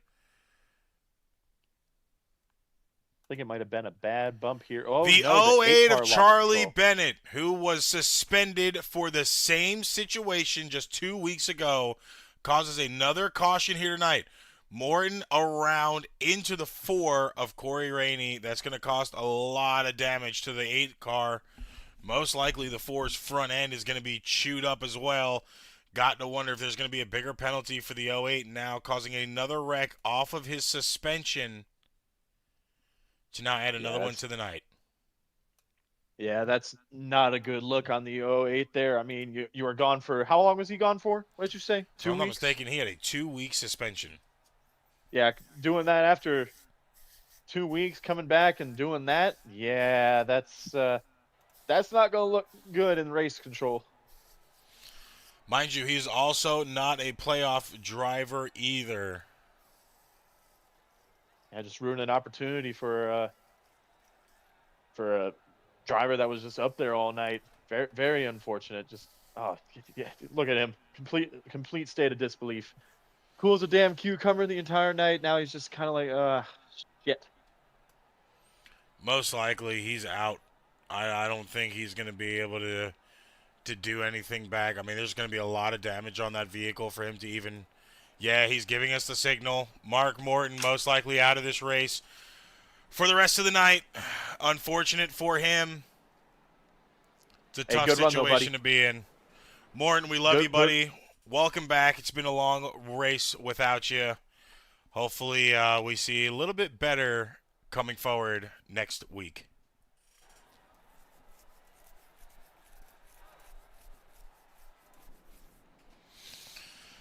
tough situation for that 8 car. Yeah, it is. But now the pressure's all on Parker right now. What did you say he was? 0-7 at super speedways? 0-7 on super speedways.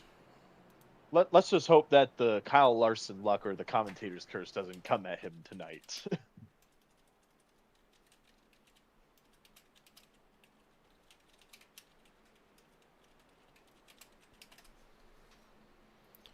I already know what's in store coming to this restart.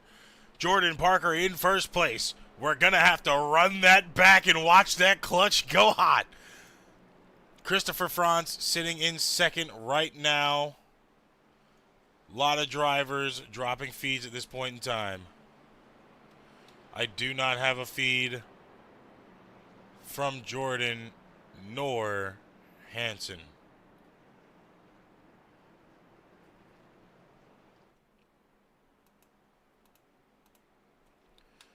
Most of these drivers trying to get into the nitty-gritty areas of the race.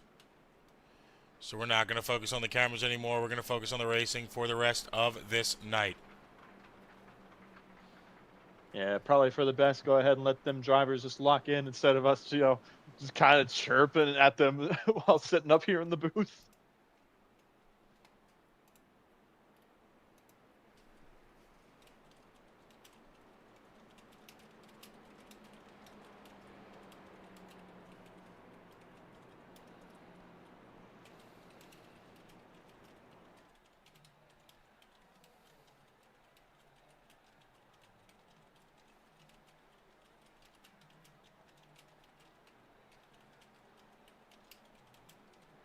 So, Tyler, let me ask you this then. How do you think that this is going to end? Not the way we're expecting it to end. Who's your prediction? Who's your car? Who's your guy to win this? Well, as of right now, the 88 of Mason is still in pits, meaning he's out for the night. 65 of Adams has also been reported out for the night. The 8 car of Mark Morton, as we saw from his driver cam, he is also out for the remainder of the night. 25 of Post and the 7 of Carroll, both lapped down. That's leaving 11 drivers still in this race for a win right now. Jordan Parker, Lucas Lewis. Lucas Lewis is a good pick, but we do have Carden Hansen, the pole sitter, behind.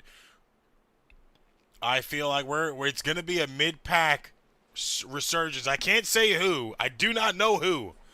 It's either multiple possibilities. This is going to go Jordan's... Excuse me. This is going to go Jordan's way, and he's going to be able to get this win and finally go 1-7. This can be Lucas Lewis's race. We've seen him take a race away from Morton at the last few laps. That's the same exact point we are at now. It's lap 88.5. We only have a few more laps to go when we go back green.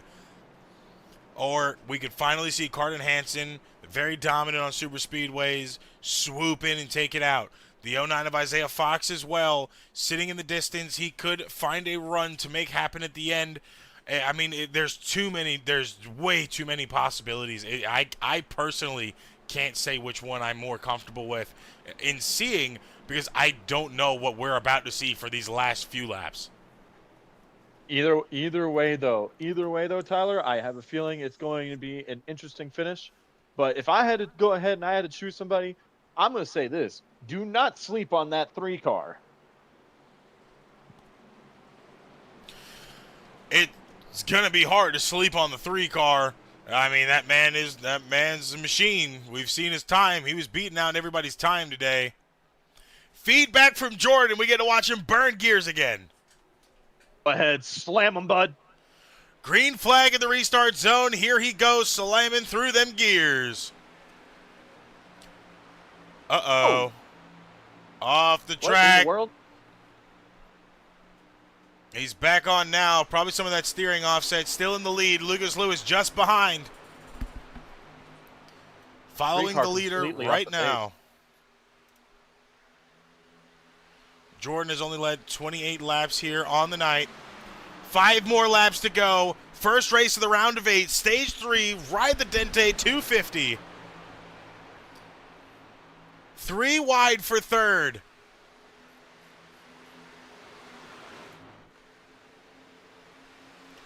Little bit of contact and then high line. Contact. High line completely just dissolved. The 9, 24, and the 23 able to run away a lot more than they expected. 4 more laps to go here now. 24 has got to be weary of that pushing on the 9's bumper. We've seen the 5 already make it happen. Caused the caution that ended stage 1. Or stage 2, excuse me.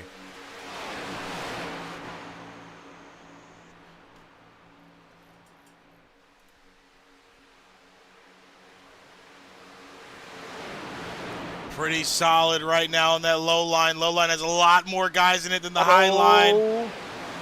24 needs to watch that push. He almost went ahead and turned the 9. Little bit of contact in that backfield. 24 still wiggling a little bit, possibly from the pushing from the 23 on behind. 23 is probably getting him a little bit loose there, not wanting to get into his teammates, so he's having to back off a little bit. Cars and around. another wreck 11, in the backfield.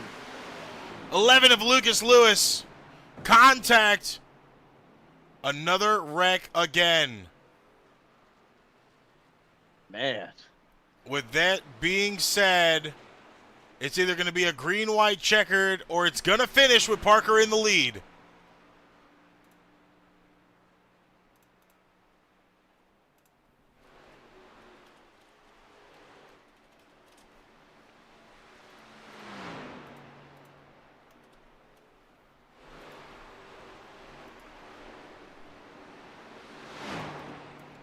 Now let's go ahead and go back to that replay following the 11 of Lucas Lewis. See exactly what happened here. The 11 and the 41. It's an unfortunate racing incident. Just push in the corner when you're not supposed to. Well, the 11 also did go out of line a little bit there. DJ was going up to try to get back into the draft. And unfortunately, he just ended up clipping that bumper, which caused the 11 to go around, caught the car on the apron, and came back up on the track. Almost hit the 7 of Brandon Carroll, but thankfully, Carroll able to miss it entirely. Now, at this point in time, 6th caution of the lot, 6th caution of the night. They are on lap 92.5. We will be getting a green-white checkered restart here.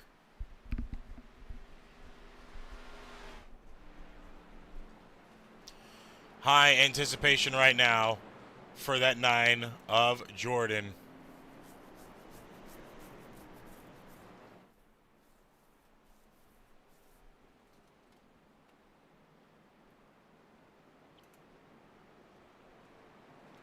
Dude is typing a paragraph right now, not happy. Do we know what the message just said? Nay, it won't to me, so. We normally do our talking in the post-race haulers after the race on the tracks.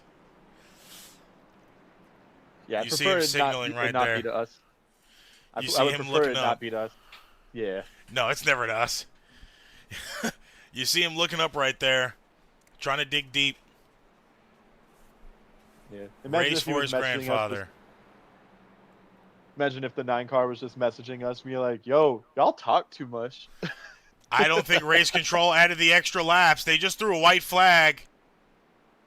Whoa. Are we really just going to get the white flag finish on this? I mean, I got confirmation that we are supposed to be in a green-white checkered right now. I do not know what race control is doing.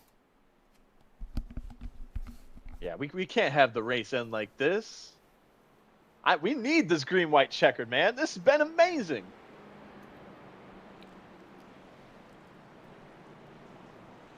I don't know. I think it might be too late to add those laps.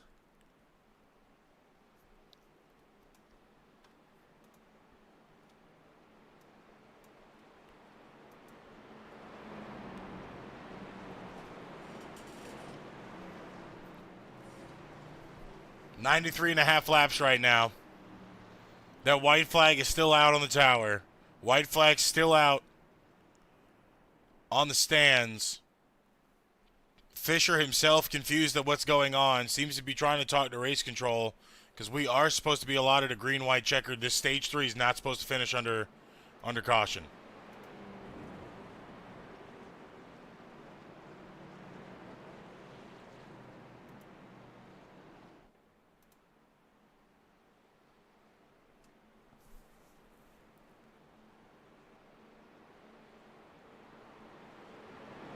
I guess this is just what's going to happen here.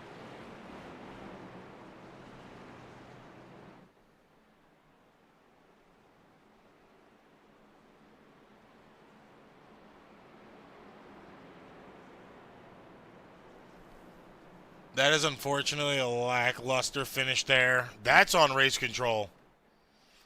That should have never been done. He should have had those extra laps added. Oh, Green, white, checkered. Wait. No, we just switched over to caution. The white flag got turned off. Yeah, but I think that's the checkered flag waving in the stands. That's the checkered flag waving in the stands.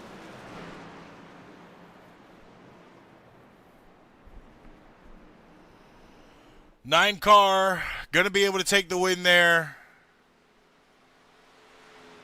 Not many drivers are gonna be happy about that situation. Yeah, I mean, race control completely. I don't know what they were doing. I'm at a loss of words. Meaning all this good racing that we've had all night, just for it to end like that. I really hate to see it. So it'll probably make everyone else wonder. You know, obviously it's a win, but for Parker, but it still has like an asterisk next to it. That what if factor. I mean, I don't know what's going on here. I mean, Jordan seems to be celebrating. We still have all the cars on the track. I don't have race comms, so I do not know.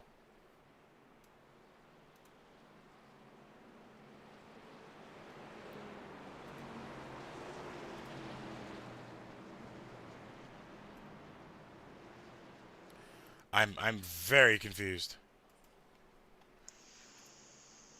I'm right here with you, bud. I haven't even heard from race control either. I haven't even got a message from race control.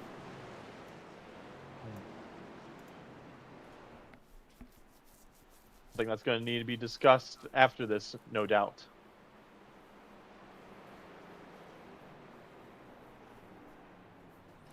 Well, I mean, all cars are off, so the winner of your race here for the Ride to Dente 250 is going to be Jordan Parker.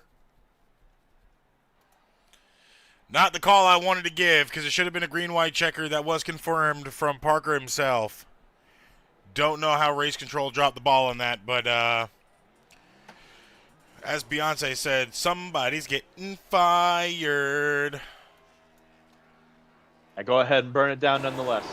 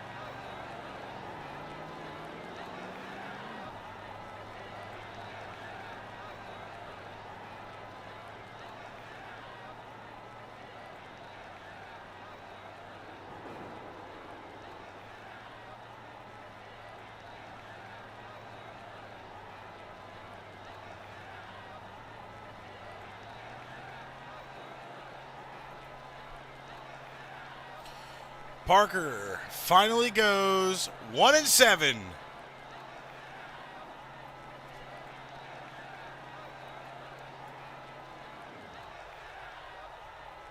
Parker finishes in first.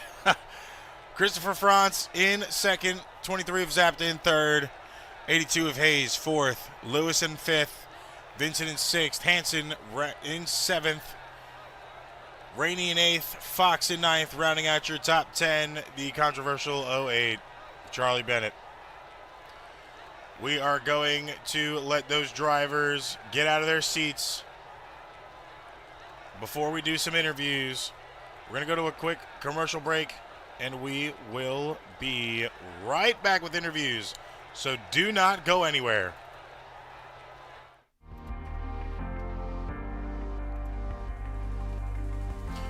I'm about to check something.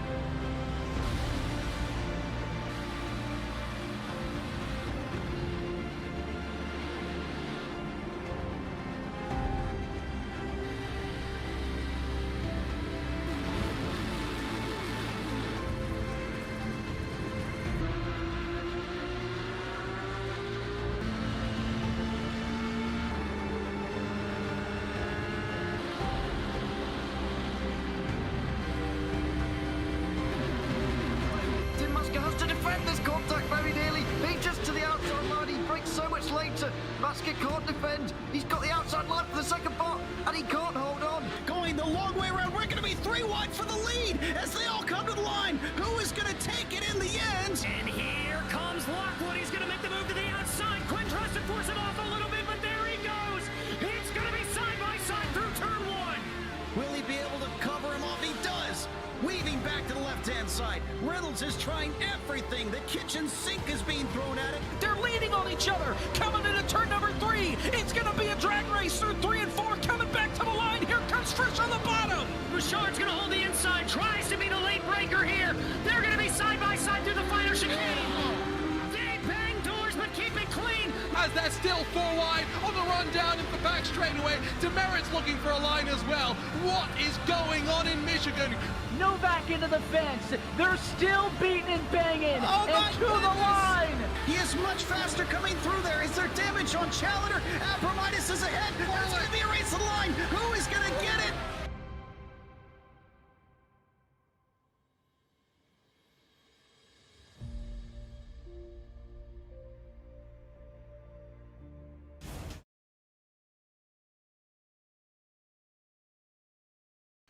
All right.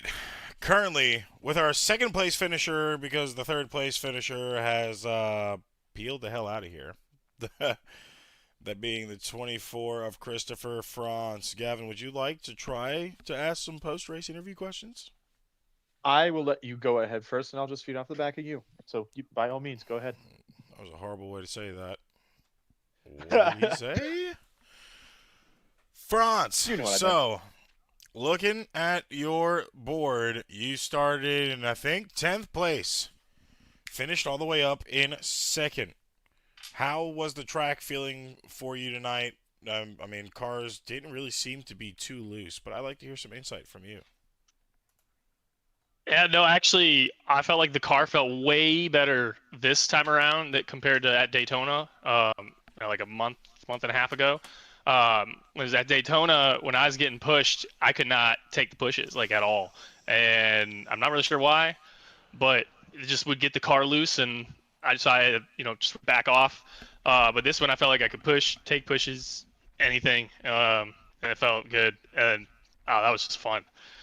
Obviously, until the very end, it was an unfortunate way to end it, but that whole race was crazy. Now, of course, obviously, the name of the game was to push the team, obviously, you being in the playoff standings at the very edge of the playoffs. Now you're officially locked in with a lottery ticket to the round of 4. How are you feeling about, your outcome here tonight and looking forward to, that Homestead race? Yeah, I'm excited. That was awesome. I've been looking forward to this race for weeks. I feel like this, of all the tracks, like super speedways, I feel the most comfortable with. I like working as a team. Like I like the bumper to bumper, and it was fun. And I feel like that's exactly what we did tonight. Like, I mean, if you go back and you watch some of the clips, I mean, there was a lot of times where all 4 of us on a team, we were working together, pushing our line. And then, obviously we're talking over comms, trying to help each other and decide what we're going to do, when we're going to make a push, when we're going to block. But yeah, to answer your question, yeah, it's exciting. And I feel really, really good coming into super speedways. Now, let me look here. I feel like you've really had more of like a sleeper season. You haven't really done an exuberant amount. Of course, you couldn't race for a little bit because of the licensing issue.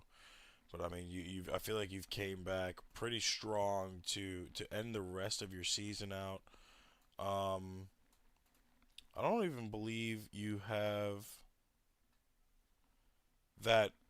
You still have the elusive win that you're still trying to hawk down, but I mean, sitting outside of the playoffs now, kind of ticketing yourself in a little bit higher based off of your race here tonight. Not fully out of the woodwork yet. What are you kind of expecting out of these next 2 races for the round of 8?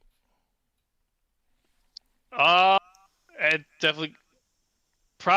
I'd say it all comes down to like how much time I put into practice in the tracks, because there's, I think, Phoenix, that one probably is the one I'd be most comfortable with of the 3 that are left. But yeah, I just think during the beginning of the week, we have this next week off, so just going to the 2 tracks that I don't feel as comfortable on, and trying to put down fast laps and see how consistent I can be, so I can be competitive. And also sometimes, like, in racing, sometimes you get lucky where like someone crashes out, they make a mistake, so it's like as long as you're competitive and you stay in it, even down to the last lap, something could happen and you could pull away with something. Of course, before we let you go here and unwind on your Saturday night, any shout-outs you would like to give? To my family, if they're watching, brother, sisters, dad, and to Jordan, Parker, and the team, for allowing me to be on the team. Jordan making the wraps again every week. All the wraps that I run, Jordan makes them, and it's been cool. Cool first year. Excited for 2026. Well, we are hoping to see more out of you these next 2 weeks to solidify yourself in the round of 4. You've got a little bit of work to do, but of course, points deducted tonight from that minus total with your second place finish. Congratulations on your second place finish, driver. And we hope you Thank have you. a Merry Christmas and Happy Holidays. You too. Thank you. I appreciate it. Thank you.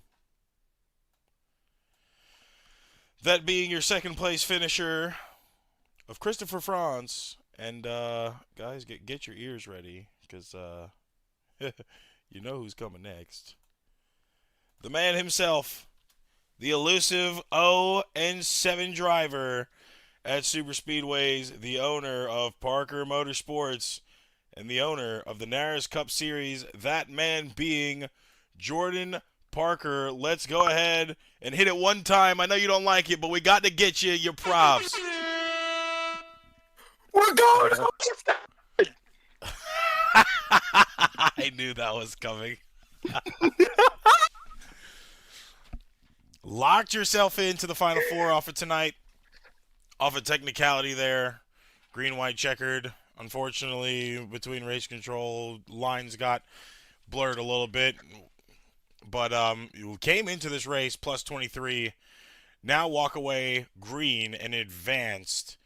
How are you feeling about the racing, up until that last stage incident with the 11? Well, I'm going to be the first to say that as the winner, I didn't want to win it that way. I actually wanted to finish the race under green. It sucks that it ended that way. I'm going to put it out there first that I am the one who set up the session. None of that is on race control. I didn't do a final check of the session, and clearly green, white, checkers were turned off. So that is 100% on me. I mean, people can call it rigged. People can call it, a lucky win. But I drove myself back up into the lead to get this win. And it's unfortunate that it ended under caution with me in the lead. But that's how it ended. So people can try to take that win away from me. But once the checkered flag fell, I'm in front, and we're going to Homestead, and they're not. I mean, well said. There's really not much that anybody else can say to take it away from you. Accidents happen. We're all human. It's human error. We're not robots. We can't get it perfect all the time. Absolutely. Now, with that being said, Mr. 1-7, are we going to see a new paint scheme next week? Kind of with a nudge to you finally beating your super speedway negative streak. Yeah, you guys are going to see an all-new paint scheme next week. We're going to unveil the 2026 Napa paint scheme that I'll be running down in Daytona come February, actually. So it's bright. It's bright. But this is kind of a present to me since I finally won a super speedway race. I've been wanting one of these forever. I've led the most laps on these types of tracks. I've been up front. I've been pushing. I've got the practice in, and for it to be this race on this kind of day is I've got no words because I'm just that excited. Now, I mean, you've had a season. I'll say that your first few races of the season were wreckouts, DNFs. You've been fighting on points this entire time, sat in first place on playoff, fighting for the regular season championship till David Callahan left. We're able to claim that. Now, looking to your Final Four race, another win in the column.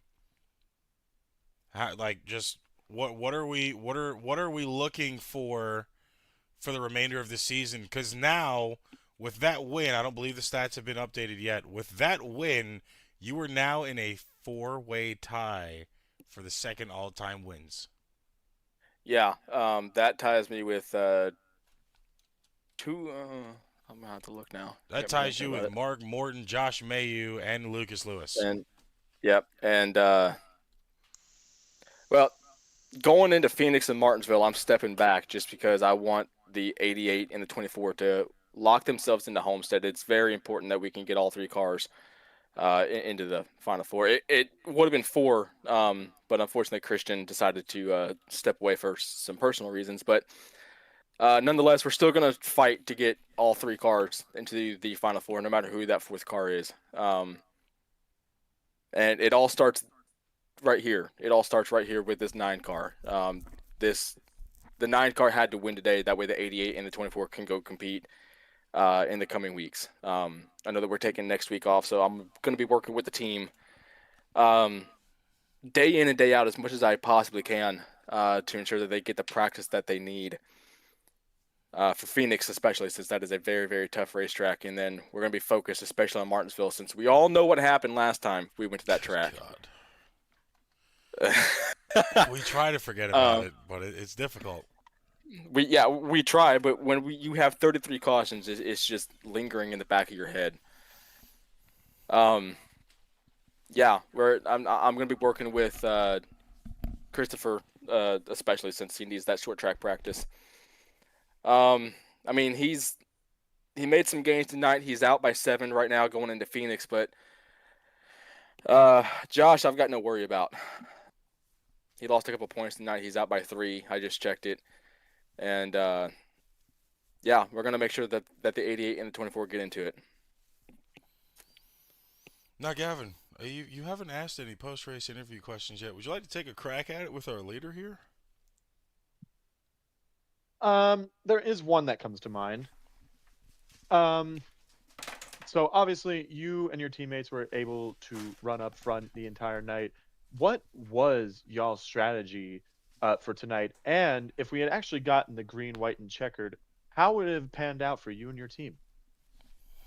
We didn't really have a strategy to begin the race. I was going to go towards the front and just try to lead as much as I can to see what I had for the ending.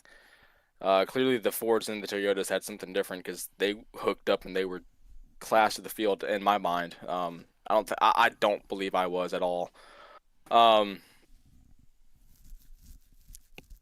We could push together, but we didn't have anything for the outside line because they would just get up on our quarter panels and side draft us and break us apart. But towards the end, if that race had finished green like it should have, we're going to ignore should have big time. The 24 was going to lock onto my bumper. He told me that he was locked on no matter what. I know that there was another car behind him. I want to say it was 23. He worked with us a little bit early on in the race. He was moving with our cars when we decided to go to the outside. I still think I would have came out on top. There's no way to tell. It's Talladega, and even with this finish, we can't go on a woulda, coulda, shoulda. Because it's the nature of this kind of racing. Yeah, good point. But either way, it made for fun racing up here in the booth, and congrats on your win. Thank you.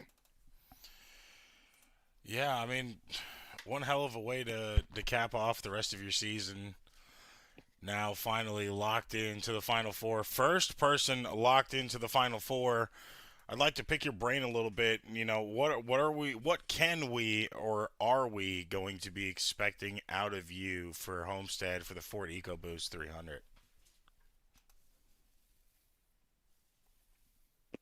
Don't know yet. You're gonna have to wait and see. I don't want to give too much out. I've got an idea, but I don't want to give that out because you don't know who is listening. I'm putting in nothing but track time. That's the only thing I will say, though. Nothing but track time. I mean, that's pretty understandable there. Don't want to give too much private strategy out before that race comes around. I feel like we've really touched base on everything. Obviously, after this, we're going to have our post-race and then quick update on the leaderboards. But before we let you go, Mr. 1-7, any shout-outs you'd like to give? Let me grab my laundry list real quick because I got one every ahead. single time I'm in the podium. Yeah, go ahead, get the Grammys. My family, for starters, my mom downstairs watching this, my Nana back home in Missouri watching this.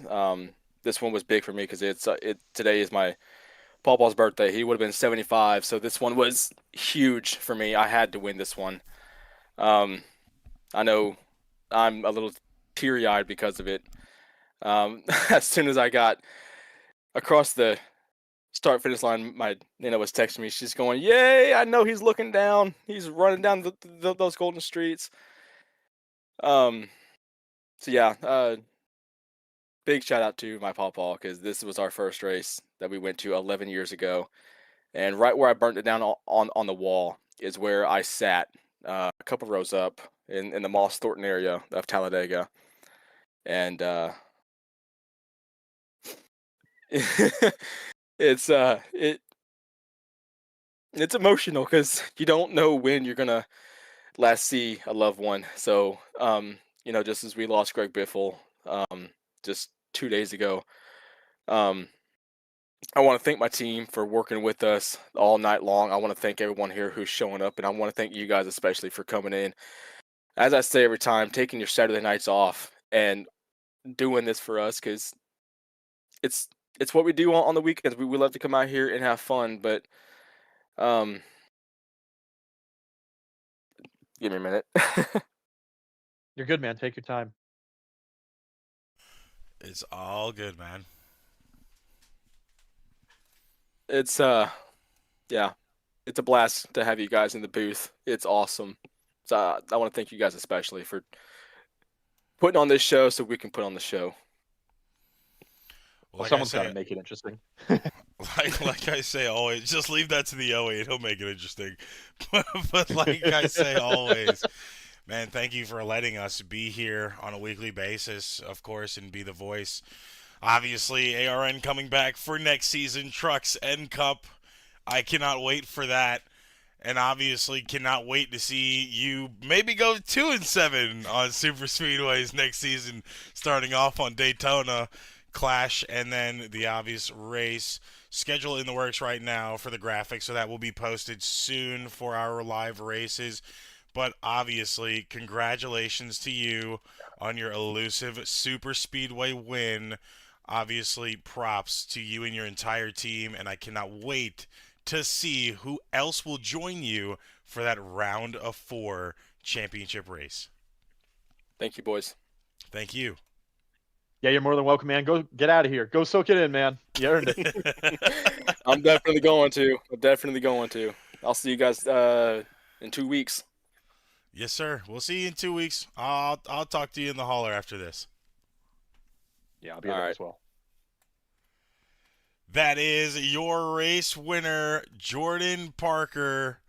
High emotions there. You know he is definitely happy to get that win under the belt and get it done with for the season.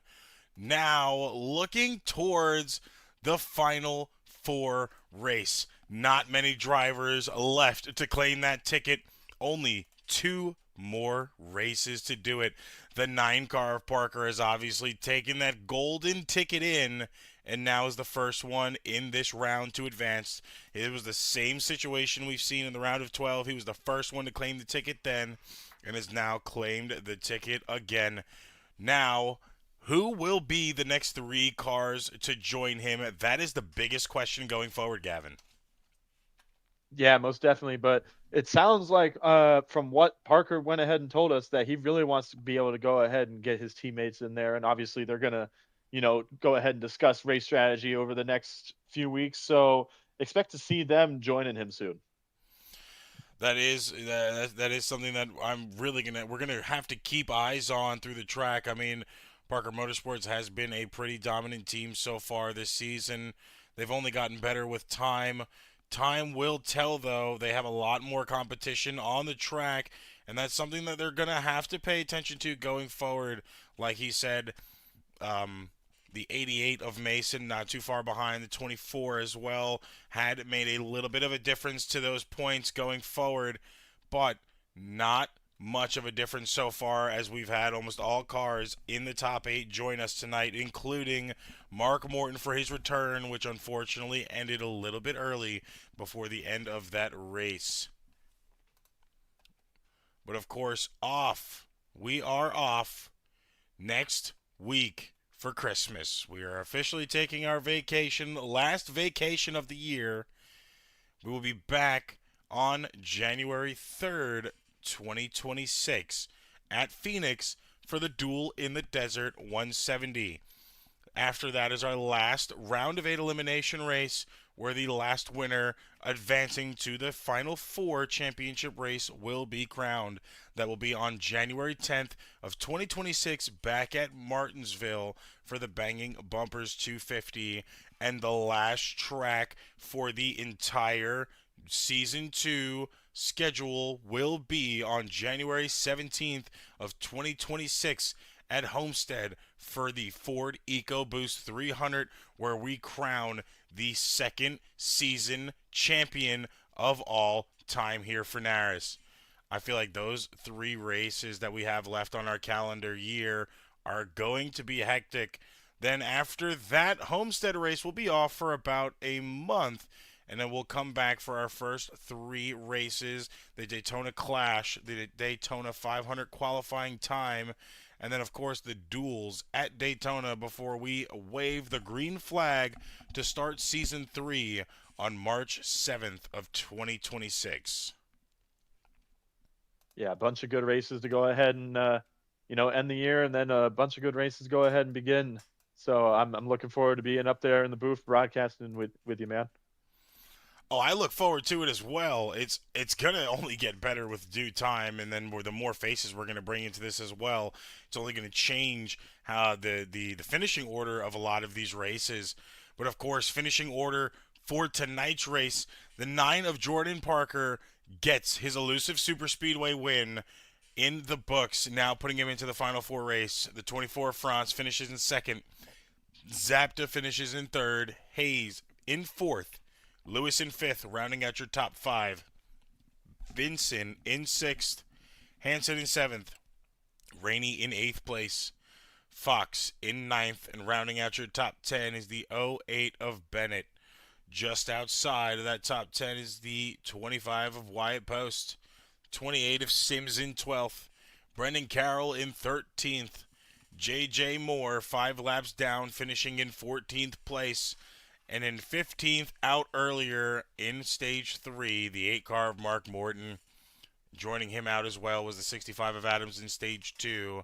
And in 17th, rounding out your field for the night, was the 88 of Josh Mason, out earlier. Before we go, one more time, ARN would like to give a shout out to our sponsor, VMT Collectibles.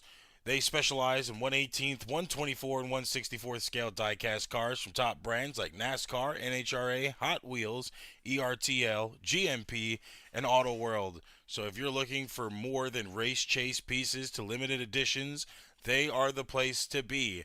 Make sure to check them out at Whatnot. That is VMT Collectibles. But until next time we catch you in the booth, we hope you have a great weekend and a happy holidays. Merry Christmas to all, and to all a good night. That's a great way to end the stream right there.